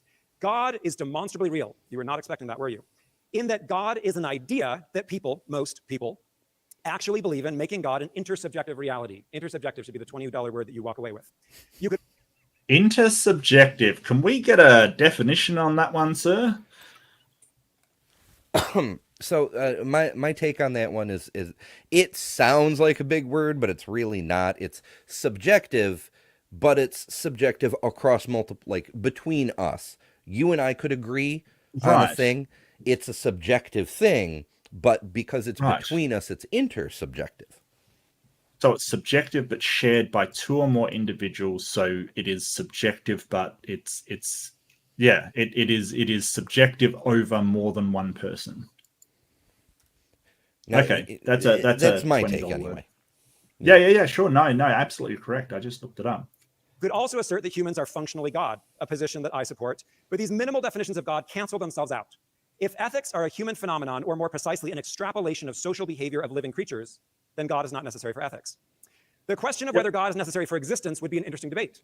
The question of which conception of God is most ethical would be another interesting debate. The question of whether belief in God is helpful for morality would be yet another interesting debate. That's a debate I would probably be on the affirmative for, but that's not the debate we are having in this moment. Did you see where he said that he would probably be affirmative for? Is God necessary for ethics? What then God is not necessary for ethics. The question of whether God... Whoops, no, my bad. What have you done? In some minimal way, God is necessary for ethics. God is demonstrably real. You were not expecting that, were you? Ethics are a human phenomenon, or more precisely, an extrapolation of social behavior of living creatures. Then God is not necessary for ethics. The question of whether God is necessary for existence would be an interesting debate. The question of which conception of God is most ethical would be another interesting debate. The question of whether belief in God is helpful for morality would be yet another interesting debate. That's a debate I would probably be on the affirmative for. Okay, so his belief in God is helpful for the sort of ethical behavior. He would be affirmative for. So he thinks that the idea, the concept of God is helpful to make people follow ethical behavior. I think at the very most surface level, he may be right, because if you raise a person, you bring them into society, and you start Right. them off with, these are the commands from on high, but that Yes. won't do it on its own. Like, get them to follow the rules first, then explain. But you have to have that explanation step. I don't know. I'm torn on that one. I think it might be faster to bring somebody up to speed, but it's got drawbacks, because you have to, like, unteach them that to teach them the real ethics after. It Right. reminds me of the thing that happened in second grade when I got into an argument with a teacher. She said, what happens when you try to subtract 5 from 3? And I said, you end up with -2. And she said, no, you can't subtract 5 from 3, because 5 is more than 3. And that's exactly the thing. Is like, for me and any reasonable person, it was super easy to figure out. But because she's teaching dogmatically from the top down, believe this now, that it's not possible to subtract 5 from 3, and then we will unteach it to you later and reteach you the correct thing, which you already know, but you have to learn it the wrong way first, because authority. And that's the kind of conflict I think would result from this sort of position on ethics. Yeah. Well, also, I think that in the history, sort of in the past, we may have, religion may have been a useful tool to get people to act ethically. I think that without a complete understanding of moral and ethical systems that we now have through the study of sociology and, sort of the way that humans interact, psychology, psychiatry, sociology, anthropology, just we've got a ton of learning about ourselves as well. I think that now it's a fair point. We do have something of a temporal privilege. Right. So I think that in the past maybe it was really helpful, but it's not so helpful a tool anymore. Like a lot of things that humans have had, sort of like the fight and flight reflex, for instance. In the past, it has been incredibly useful, but it may not be that useful anymore, and can cause problems. And I think that Christianity in particular, with its idea of eternal damnation and, sort of forgiveness for sins and things like that, I think it's incredibly detrimental to ethical behavior. It's why that most people in prisons are actually religious, far per capita outside of what it should be. Yeah, and that comes to, Excuse me. The hope thing, which is another reason why religions got started, is when people are in desperate states, they have no power. There's this tremendous desire to appeal to some kind of outside power to come help them. Like, oh great, and mighty Oz, deliver me from this intolerable situation. So to answer that earlier question about the deadliness of various religions, I found a quick list. It's not complete, cool, because it doesn't actually mention the Native American genocide. A little bit of erasure there. But from what it's got, it's really, really close between Christianity and Islam. It's got an estimated 6 million dead in the Crusades, 11.5 million in the 30 Years' War, 4 million in the French Wars of Religion. Let's see, the Muslim conquest of India, 80 million. Yes, that was a big one, yeah. Yeah. Armenian genocide is 1.5 million. Rwandan genocide is just under 1 million. There's a bunch of other relatively small ones. Jewish diaspora, 1 million. The Holocaust, of course, 6.5 million. U.S. Western expansion justified by religious-backed manifest destiny, 20 million. Yep. I think that's a conservative number, but whatever. The Atlantic slave trade justified by Christianity, 14 million. AIDS deaths in Africa due to the Catholic Church, 30 million. Yes. Yep. And the Spanish Inquisition, 5,000. So, Islam has by far the biggest single incident, but Christianity has Yep. so many incidents in the tens of millions. It's Yeah, really yeah. close. I mean, that's not even to include things like the annihilation of the Cathars and the Lombards. So basically the Cathars were a sect that sort of Christianity that sort of were heretical. So they were eliminated, all of them, right? So whenever a sect of Christianity went too far against the teachings of the Catholic Church came in and killed everybody, like everybody. Doesn't matter who they are. They just kill them all. Kill them all and let God sort them out, essentially. So yeah, I mean, that's aside from things like that. So I don't know. It is a reasonable claim. I'm not sure if it's true, but it is a reasonable claim to make, kind of thing. It certainly doesn't warrant a snigger from the guy up the back, because the amount of killing that Christian has done, even if it's not the largest, it is definitely one of the largest. Oh, absolutely. Religions. I mean, going through that list, Islam and Christianity are light years apart from everything else. But that's not the debate we are having in this moment. I'm using morality to describe the system of belief relating to what is right and wrong, and ethics as the analysis of that system, either to establish or study it. Ethics is the art and science of studying morality. We could also have robust debates about the ways that the idea of God and belief in God is problematic for ethics, which perhaps we'll get into a bit later. It is worth mentioning that God could exist and still not be necessary for ethics. Thousands of years ago, Plato asked, which is bigger, God or good? Is the pious loved by the gods because it is pious, or is it pious because it is loved by the gods? That is the Euthyphro dilemma. That's the Euthyphro. Basically, are things good because God says they are good, or are things good and God relays that information? Is it something else that makes it good?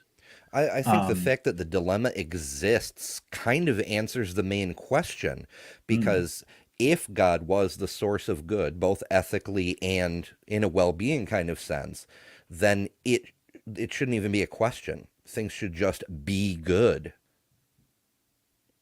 Well, each prong of the dilemma has its issues, kind of thing.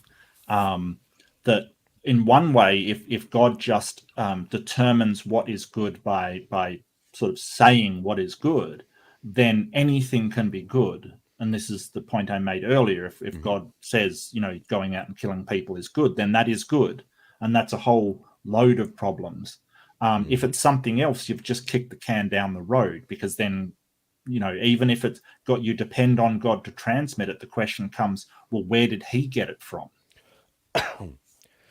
And they attempt to solve this with the divine simplicity, which is that morals come from God's nature, which is the same as his word, kind of thing. Yeah, which is clearly contradicted by the Holy Book. The problem there is God's nature is unchanging. So you can't, if morality is in God's nature and God's nature is unchanging, then logically morality is unchanging as well. And I think a lot of people would like to assume that were the case. Like, what was moral yesterday is moral today. It's almost a creationist kind of thing.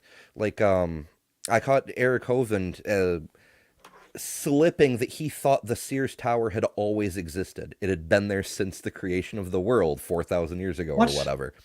The Sears Tower. He didn't verbally say it, but the things he said demonstrated it in his thinking. That because it was there when he was born, because he's a creationist, everything that exists today is exactly the way it's always been. The Sears Tower must have existed since the beginning. And I'm like, Jesus riding a dinosaur past the Sears Tower. Yeah, no, it's it's a trip. Yeah, I'd like to see that painting. Jesus riding a dinosaur past the Sears Tower. Get on it, artistic people. It could be a T-shirt. It could be. Yeah, absolutely. Could be. It's known as Euthyphro's dilemma. Even if you fervently believe in God, even if God does exist, God is not necessary for ethics. Only you need to exist for ethics to exist. We in this moment are enough. We being here having this debate means that God is not necessary for ethics. Here's how it works. You hurt them. Now say you're sorry. Hopefully all of us have had an experience like this. Perhaps the person we hurt was a brother or sister or friend, but all of us have had the experience of being told that we hurt someone else, being told that our actions matter, that our actions impact others. Most of us have stories of childish cruelty that we need to grow out of. Anyone else burn ants with a magnifying glass? I'm sorry about that. Other actions are wrong because they weaken our character and are out of alignment with our goals, like cheating. Being ethical means being a good member of society, being a good member of the groups we are a part of. Being a good person means that we act in alignment with the best interest of the well-being of others. What it means to be a good person is a conversation we all have. It is a conversation we inherit. It is a conversation we have throughout our lives. If you want to confirm that ethics are innate, just cut cake at a 6-year-old's birthday party. God is not necessary for ethics because ethics are a part of life. Yep, absolutely. So that's reciprocity, right? So the idea that we all deserve to be treated fairly is reciprocity. And I love using the video of the catch upon monkeys that they give. If you haven't seen it, it's delightful. It basically, they give one monkey cucumber, which catch upon monkeys, they're fine with cucumber, for a task which is returning a stone kind of thing. And it's fine with the cucumber. Then another monkey does it and they give it a grape. Now, monkeys love grapes. These catch-upon monkeys adore grapes. They think they're the best. So this monkey does exactly the same task and gets a grape. Now, the first monkey does the task again and gets given a cucumber. And it spits the dummy. Have you ever seen this before, Ember? I've heard of similar things. I may have seen similar things, but not this specific thing. But yeah, do you want me to grab it? At I can grab it if you want. That's probably fine. Yeah, at first he's okay with the cucumber, but then when he sees grapes on offer, now he's like, I'm being ripped off, yo. I'm being ripped off, yeah. And that's exactly what we feel when, somebody cuts the cake and you get a tiny slice and they get a huge slice. You're like, what the hell? I mean, in fairness, I will tend to give the birthday child the biggest piece because it's their birthday. Well, that's true. But that's because you can present a why people are willing to go along with it. Yes. Yeah. No, I love this example. All right, well, I'll skip doing it. It's definitely in my debates on morality if you want to see it. It's the monkey spits the dummy and throws the cucumber at the researcher kind of thing. It is really, really upset, that the other monkey is getting a grape. And the thing we can show is that it accepted the cucumber the first time. So it was fine with the cucumber until it saw another monkey getting a grape. And then it's that is unfair, and a really angry monkey. It's fascinating in an anthropological sense because it shows both a particular kind of rational thought and a very specific kind of irrational thought at the same time. Ethics emerge from us sharing life together. It is the task of a lifetime to understand that other people matter just as much as we do. Far too many of us never get to that point. Even though toddlers can begin to understand that different people have different preferences. There was a great experiment involving broccoli and goldfish. The toddlers could not understand why adults want broccoli. Ethics can be distilled to a single equation. Every action should be defensible to the ideal version of all those impacted by that action. Every action should be defensible to the ideal version of all of those impacted by that action. Every action should be defensible to the ideal version of every individual impacted by that action.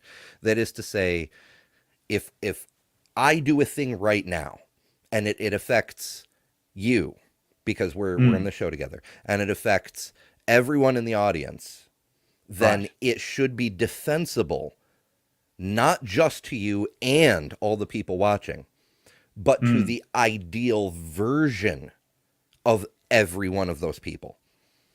Right. Yeah. I'm not sure I understand the words coming out, but I'm not sure it's a coherent statement because how do we even demonstrate what the ideal version of me even means, let alone what it would think about what I just did? Well, I think it's the ideal version, like the ideal possible world kind of thing, which I have issues with as well. Hang on, I'm just going to repeat it. Even though, even I'm going to screw it up, by the way, just let you know. not necessary for ethics, because ethics are a part of life. Ethics emerge from us sharing life together. It is the task of a lifetime to understand that other people matter just as much as we do. Far too many of us never get to that point. Even though even toddlers can begin to understand that different people have different preferences. There was a great experiment involving broccoli and goldfish. The toddlers could not understand why adults want broccoli. Ethics can be distilled to a single equation. Every action should be defensible to the ideal version of all those impacted by that action. Every action should be defensible to the ideal version of all those impacted by the action. The ideal version of somebody.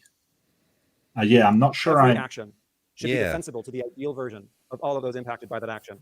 And on the experiment about broccoli and goldfish, just as a point of order, granted, my children are my children, so they're a little bit atypical, but they preferred the broccoli. Okay, sure. Because they matter the way we matter. If we have to hurt them, we should be able to explain and defend why we are hurting them, like there's a wasp on their head, or they're paying us to hurt them because we're their personal trainer. Ethics exist because you... That's a great joke. Did you see how, as soon as he said if they're paying us to hurt them because we're their personal trainer, the other fellow on the atheist table just kind of looked up really sharply. He's like, "What did you just say?"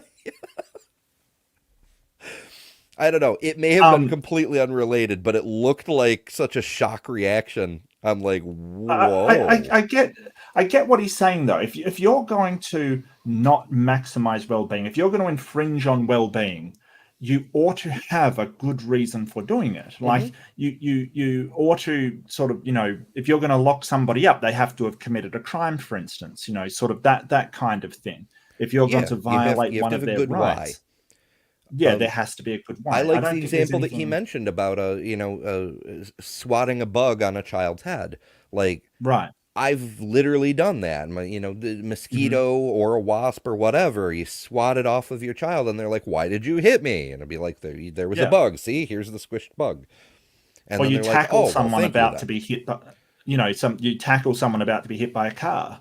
Yeah, that would be a wrong thing to do, is to tackle somebody, and that's the whole point about moral relativity. It's relative to the circumstance whether it's right or wrong. But the why is the important part. Like why you're doing it. Exist. If you don't exist, please do come talk to me after. Humans exist. We are talking about ethics. Again, ethics are a cultural conversation. We inherit social norms. We grow up with family traditions, some healthier than others.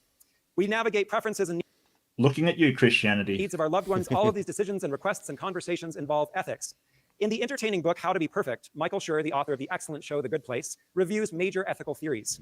I'm a fan of Aristotle's virtue ethics, which describes a balance of ideals that we should all strive for. I believe that all of our traits can be expressed in a healthy, virtuous way. Utilitarianism seeks the greatest good for the greatest number of people, which I feel is best balanced by focusing on well-being rather than pleasure. Dehumanization. Yes. Yeah, so if you haven't seen The Good Place, see The Good Place. Seriously, great show. Yeah, I still gotta watch it. Now, mate, it's really good. It is definitely a good watch. I have heard that rumor. I actually don't have much time to watch stuff. I don't even have streaming service. I have Prime because it's included in Prime. Sure. But that's the only one I've got. But yeah, I don't agree with Aristotelian absolutes, but I do believe that as a general concept, overall human well-being is virtuous. Yeah, and I think utilitarianism is useful, but there comes a point where you can't take the utility as the only thing that matters. So there's a limit on how much you can apply utilitarianism. Yeah, like the trolley experiment. Utilitarianism makes it a clear no-brainer for every single decision, but people still have to pause and think about it. And there's sort of situations where depending on what your utility is, how is this the trolley problem will turn out radically different kind of thing. Like if your utility is least amount of suffering, you may not consider a impact of a trolley to be a lot of suffering kind of thing. So there can be all kinds of different things happening depending on what your utility actually is. I mean, I've heard people say, well, I just do strict utilitarianism and my utility is pleasure or happiness. And it's like, well, if I give you a pill that makes you happy, then that's moral, like incredibly moral. Because if you can't feel anything but happiness, but if you're using well-being, that is not in their best for their well-being. They're not a well human at that point. They're just drugged up. Yeah, So I can see where hedonists come from. I can appreciate that Yeah. perspective, but I don't think that counts as utilitarianism. well, if your utility is simply pleasurable sensation, then it could. I think that's more of a meta definition kind of situation. Maybe. Yeah, I think that. I mean, that's a very, very sort of filtered down and sort of very, very strict version of utilitarianism. But yeah, I don't see why that wouldn't be the case. That if your only utility and the only consideration you made was what was pleasurable to yourself, then it would directly lead to hedonism. There's no, I don't understand how that wouldn't. Yeah. I've also seen a number of people end up in hedonism by way of nihilism. Nothing matters, so I may as well have a good time. Well, sure, yeah. No, I'm not saying that's the only path to hedonism. I just think it is, under those specific circumstances and values under utilitarianism would have to lead to hedonism. But that's okay. I'll go on. It's probably, I don't know why we're talking about this instead of the actual debate. Yeah, we got off into the weeds a little bit on that one. Yeah. Really? We never do that. No, that We never do happens. that. Yeah, never happens. Like a dodge to me, a fancy way of saying do the right thing without necessarily explaining how to define right. But functionally, the right thing is yet another intersubjective reality established through intergenerational cultural conversation. Lots of very smart people have explored interpersonal ethics, which I am describing in my arguments. Emmanuel Levinas emphasized our basic duty to the other. Similarly, T.M. Scanlon's book, What Do We Owe to Each Other, emphasizes interpersonal morality. Very good book. Very good book. What Do We Owe to Each Other? Very good. Which requires that we be able to justify our conduct to others. John Rawls' veil of ignorance uses our self-interest to pivot towards what others want and need. Carol Gilligan's ethics. Have you heard of veil of ignorance? Did you understand that one? Okay, so veil of ignorance is basically, John Rawls put it that we should design a society where we are ignorant of our place in society. We don't know whether we'll be at the very top or the very bottom kind of thing. And in such a way, we design a society that no matter where we are, we would think that it's sort of fair or reasonable for us, since we don't know where we'll land, we'll be more inclined to just make it fair.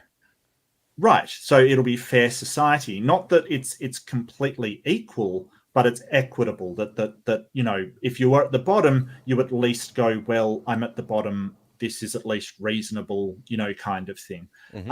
So it's almost like cutting up a cake, as your thing was. The whole idea is you give the last piece for yourself, kind of thing. Like everybody chooses a piece and you get the last one. It encourages people to deal out what is fair. So the veil of ignorance in that case is you don't know which piece you'll get because you'll get the last one. So it'll incentivize those people designing societies and systems to design a system that is fair on everybody because they don't know which slice they will get, essentially. Yeah, makes sense. I dig it. Yeah. Ethics of care also focuses on interpersonal relationships and our duty to care for others. Seems obvious when we talk about it, but applying these principles in our lives requires mastery and more self-awareness than most people prefer. When I was a believing Latter-day Saint at UNC Chapel Hill, I expressed my faith, bore my testimony to my then PhD advisor, Bart Ehrman, thusly: one of two things is true.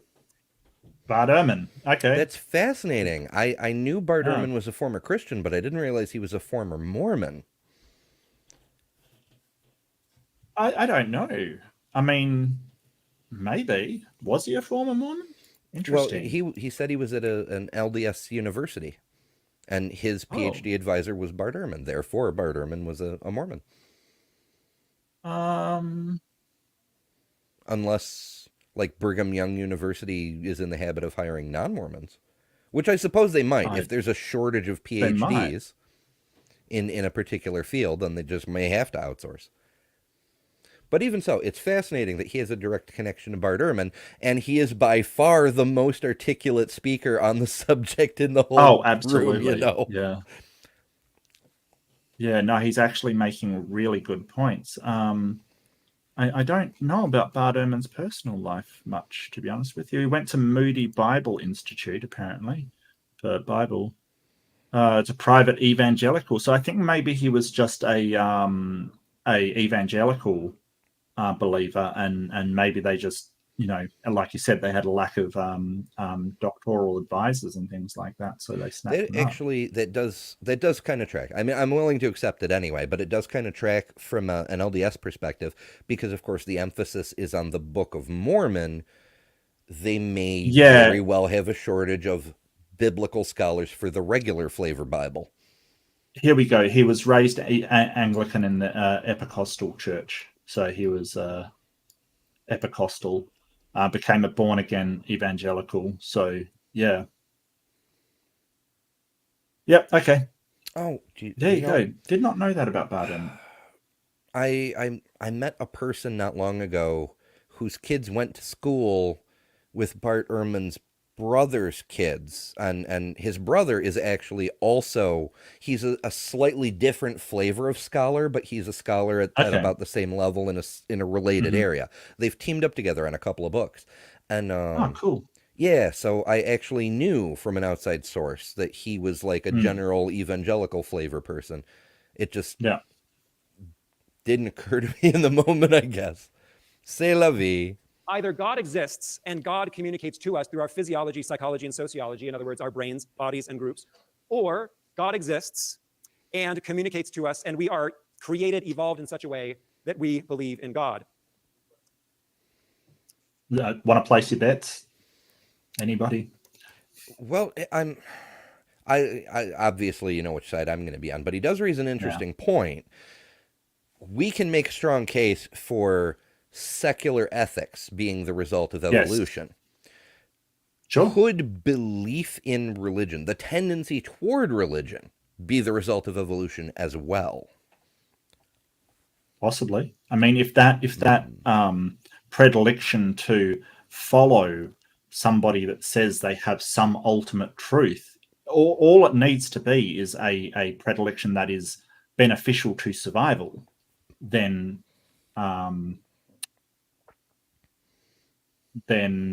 yeah, it could be.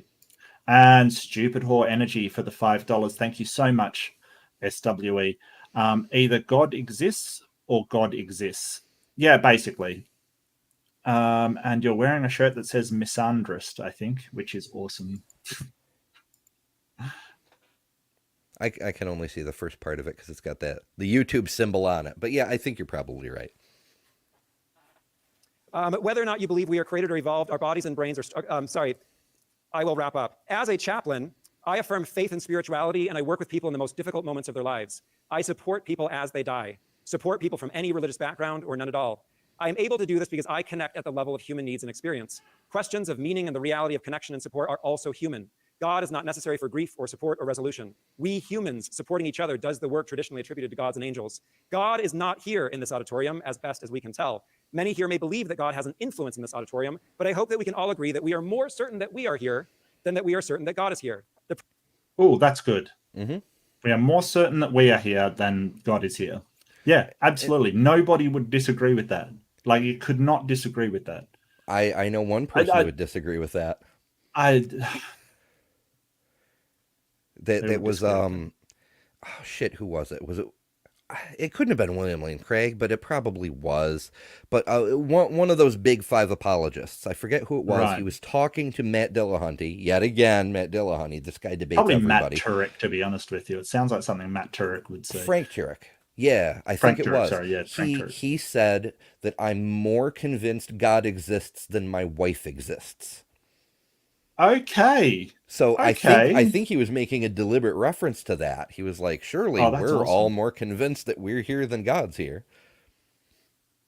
Okay. Well, I mean, if you're convinced of that, sure. I'd hate to be your wife, though, quite frankly. I But know. you I'm know, like, how freaking rude. right. I have more faith in God than my wife. Okay. Yeah, I mean, Okay. some people are like that. My first ever serious relationship ended because the other person was very, very Christian, and they did not like the fact that I put them first, as one does in a relationship, and Yeah. they put God first. I'm sorry So to hear that, Amber. yeah, they felt That guilty about it, sucks. and yeah, well, I mean, we were teenagers, so it was never going to Yeah, last yeah, yeah. anyway. But Religion poisons everything, yeah. including Amber's relationships. Yeah, that's about where it's at. Presence of God is up for debate, literally. But again, we can all be certain that we are here. We are here talking about ethics. Therefore, God is not necessary for ethics. Thank you. That's a good point. Yeah, that's a solid Yeah, solid argument. solid intro. Yeah. All right. Well, I think I'm going to wrap up there because it's been 3.5 hours, or almost 3.5 hours. Yeah, I But was I was thinking of suggesting the same thing, that like yeah, yeah, it's better to end while we're still in a good place rather than wait until we're like, "Nah, I think it's time to go." yeah, yeah. Well, I did warn everybody I'd sort of go for as long as I felt we could, and sort of Yeah. get through. We at least got through the intros and heard Yeah, what they've end of got to opening say. statements is a good natural split point. Yeah. Yeah. So if you leave a comment, if you do want to see the rest of it, leave a comment and say, hey, I want to see the rest of the debate commentated upon, and I'm sure Ember, you'd be open to coming back and sometime and doing another couple of hours Oh, sometime. for sure. Yeah, No pressure. like I say, I'm always up for collabs, and I enjoy doing these thingies with you, and You're a it's a really good collab time. whore. You're a collab whore. Absolutely. Yes. Absolutely. Yeah, fantastic. No, that would be fantastic. But only if people want to see it, because this is a new segment for me. This is my second debate dissection. So if you want to see it, leave a comment. Do hit like and subscribe if you can. It helps me out immensely. If you do want to join, become a member.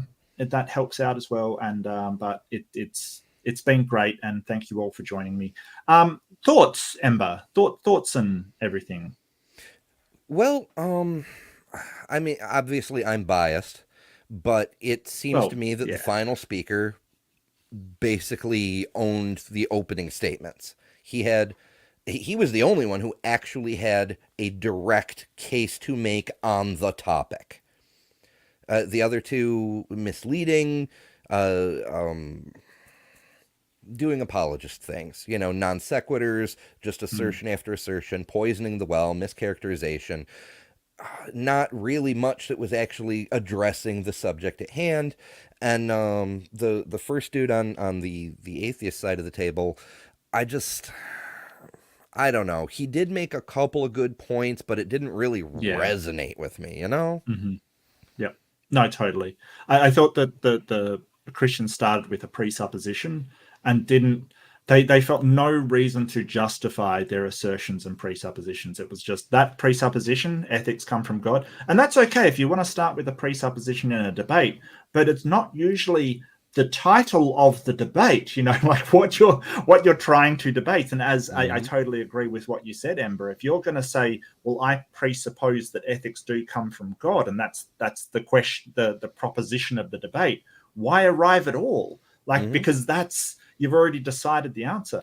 They really misrepresented the sort of atheist side and made some wide sweeping statements about what all atheists believe, kind of things. And I think that they're things of, we've got a bag full of treasure and they've got a bag full of nothing, were just sort of, well, not only assertions, but they were really sort of shady language. I also heavily disliked how they brought their various political stances into this debate. Yeah, that was completely uncalled for. Right. It seemed like an excuse to just say, hey, I don't like evolution, and I don't like the trans movement, and I don't like this, and I don't like that. And it's just sort of, what are you doing? You should be saying why ethics comes from God, not just saying these are things that are unethical because God determines what ethics are. The first speaker for the atheists, he stumbled a bit, wasn't a great speaker. Rambled a bit. A lot of his stuff was very sort of hard to put together. As you said, he did make a couple of good points in there. But that second speaker was really good, and you know, he finished on that punch of we're here discussing ethics, and we don't need a god to do that. Absolutely, like, yeah, the fact that we're sitting here discussing it and no god's involved means that we don't need God for ethics. Yeah, It was beautiful. It's a really, really powerful contrast compared to Right. the last speaker on the theist side who just said, well, ethics come from God, period.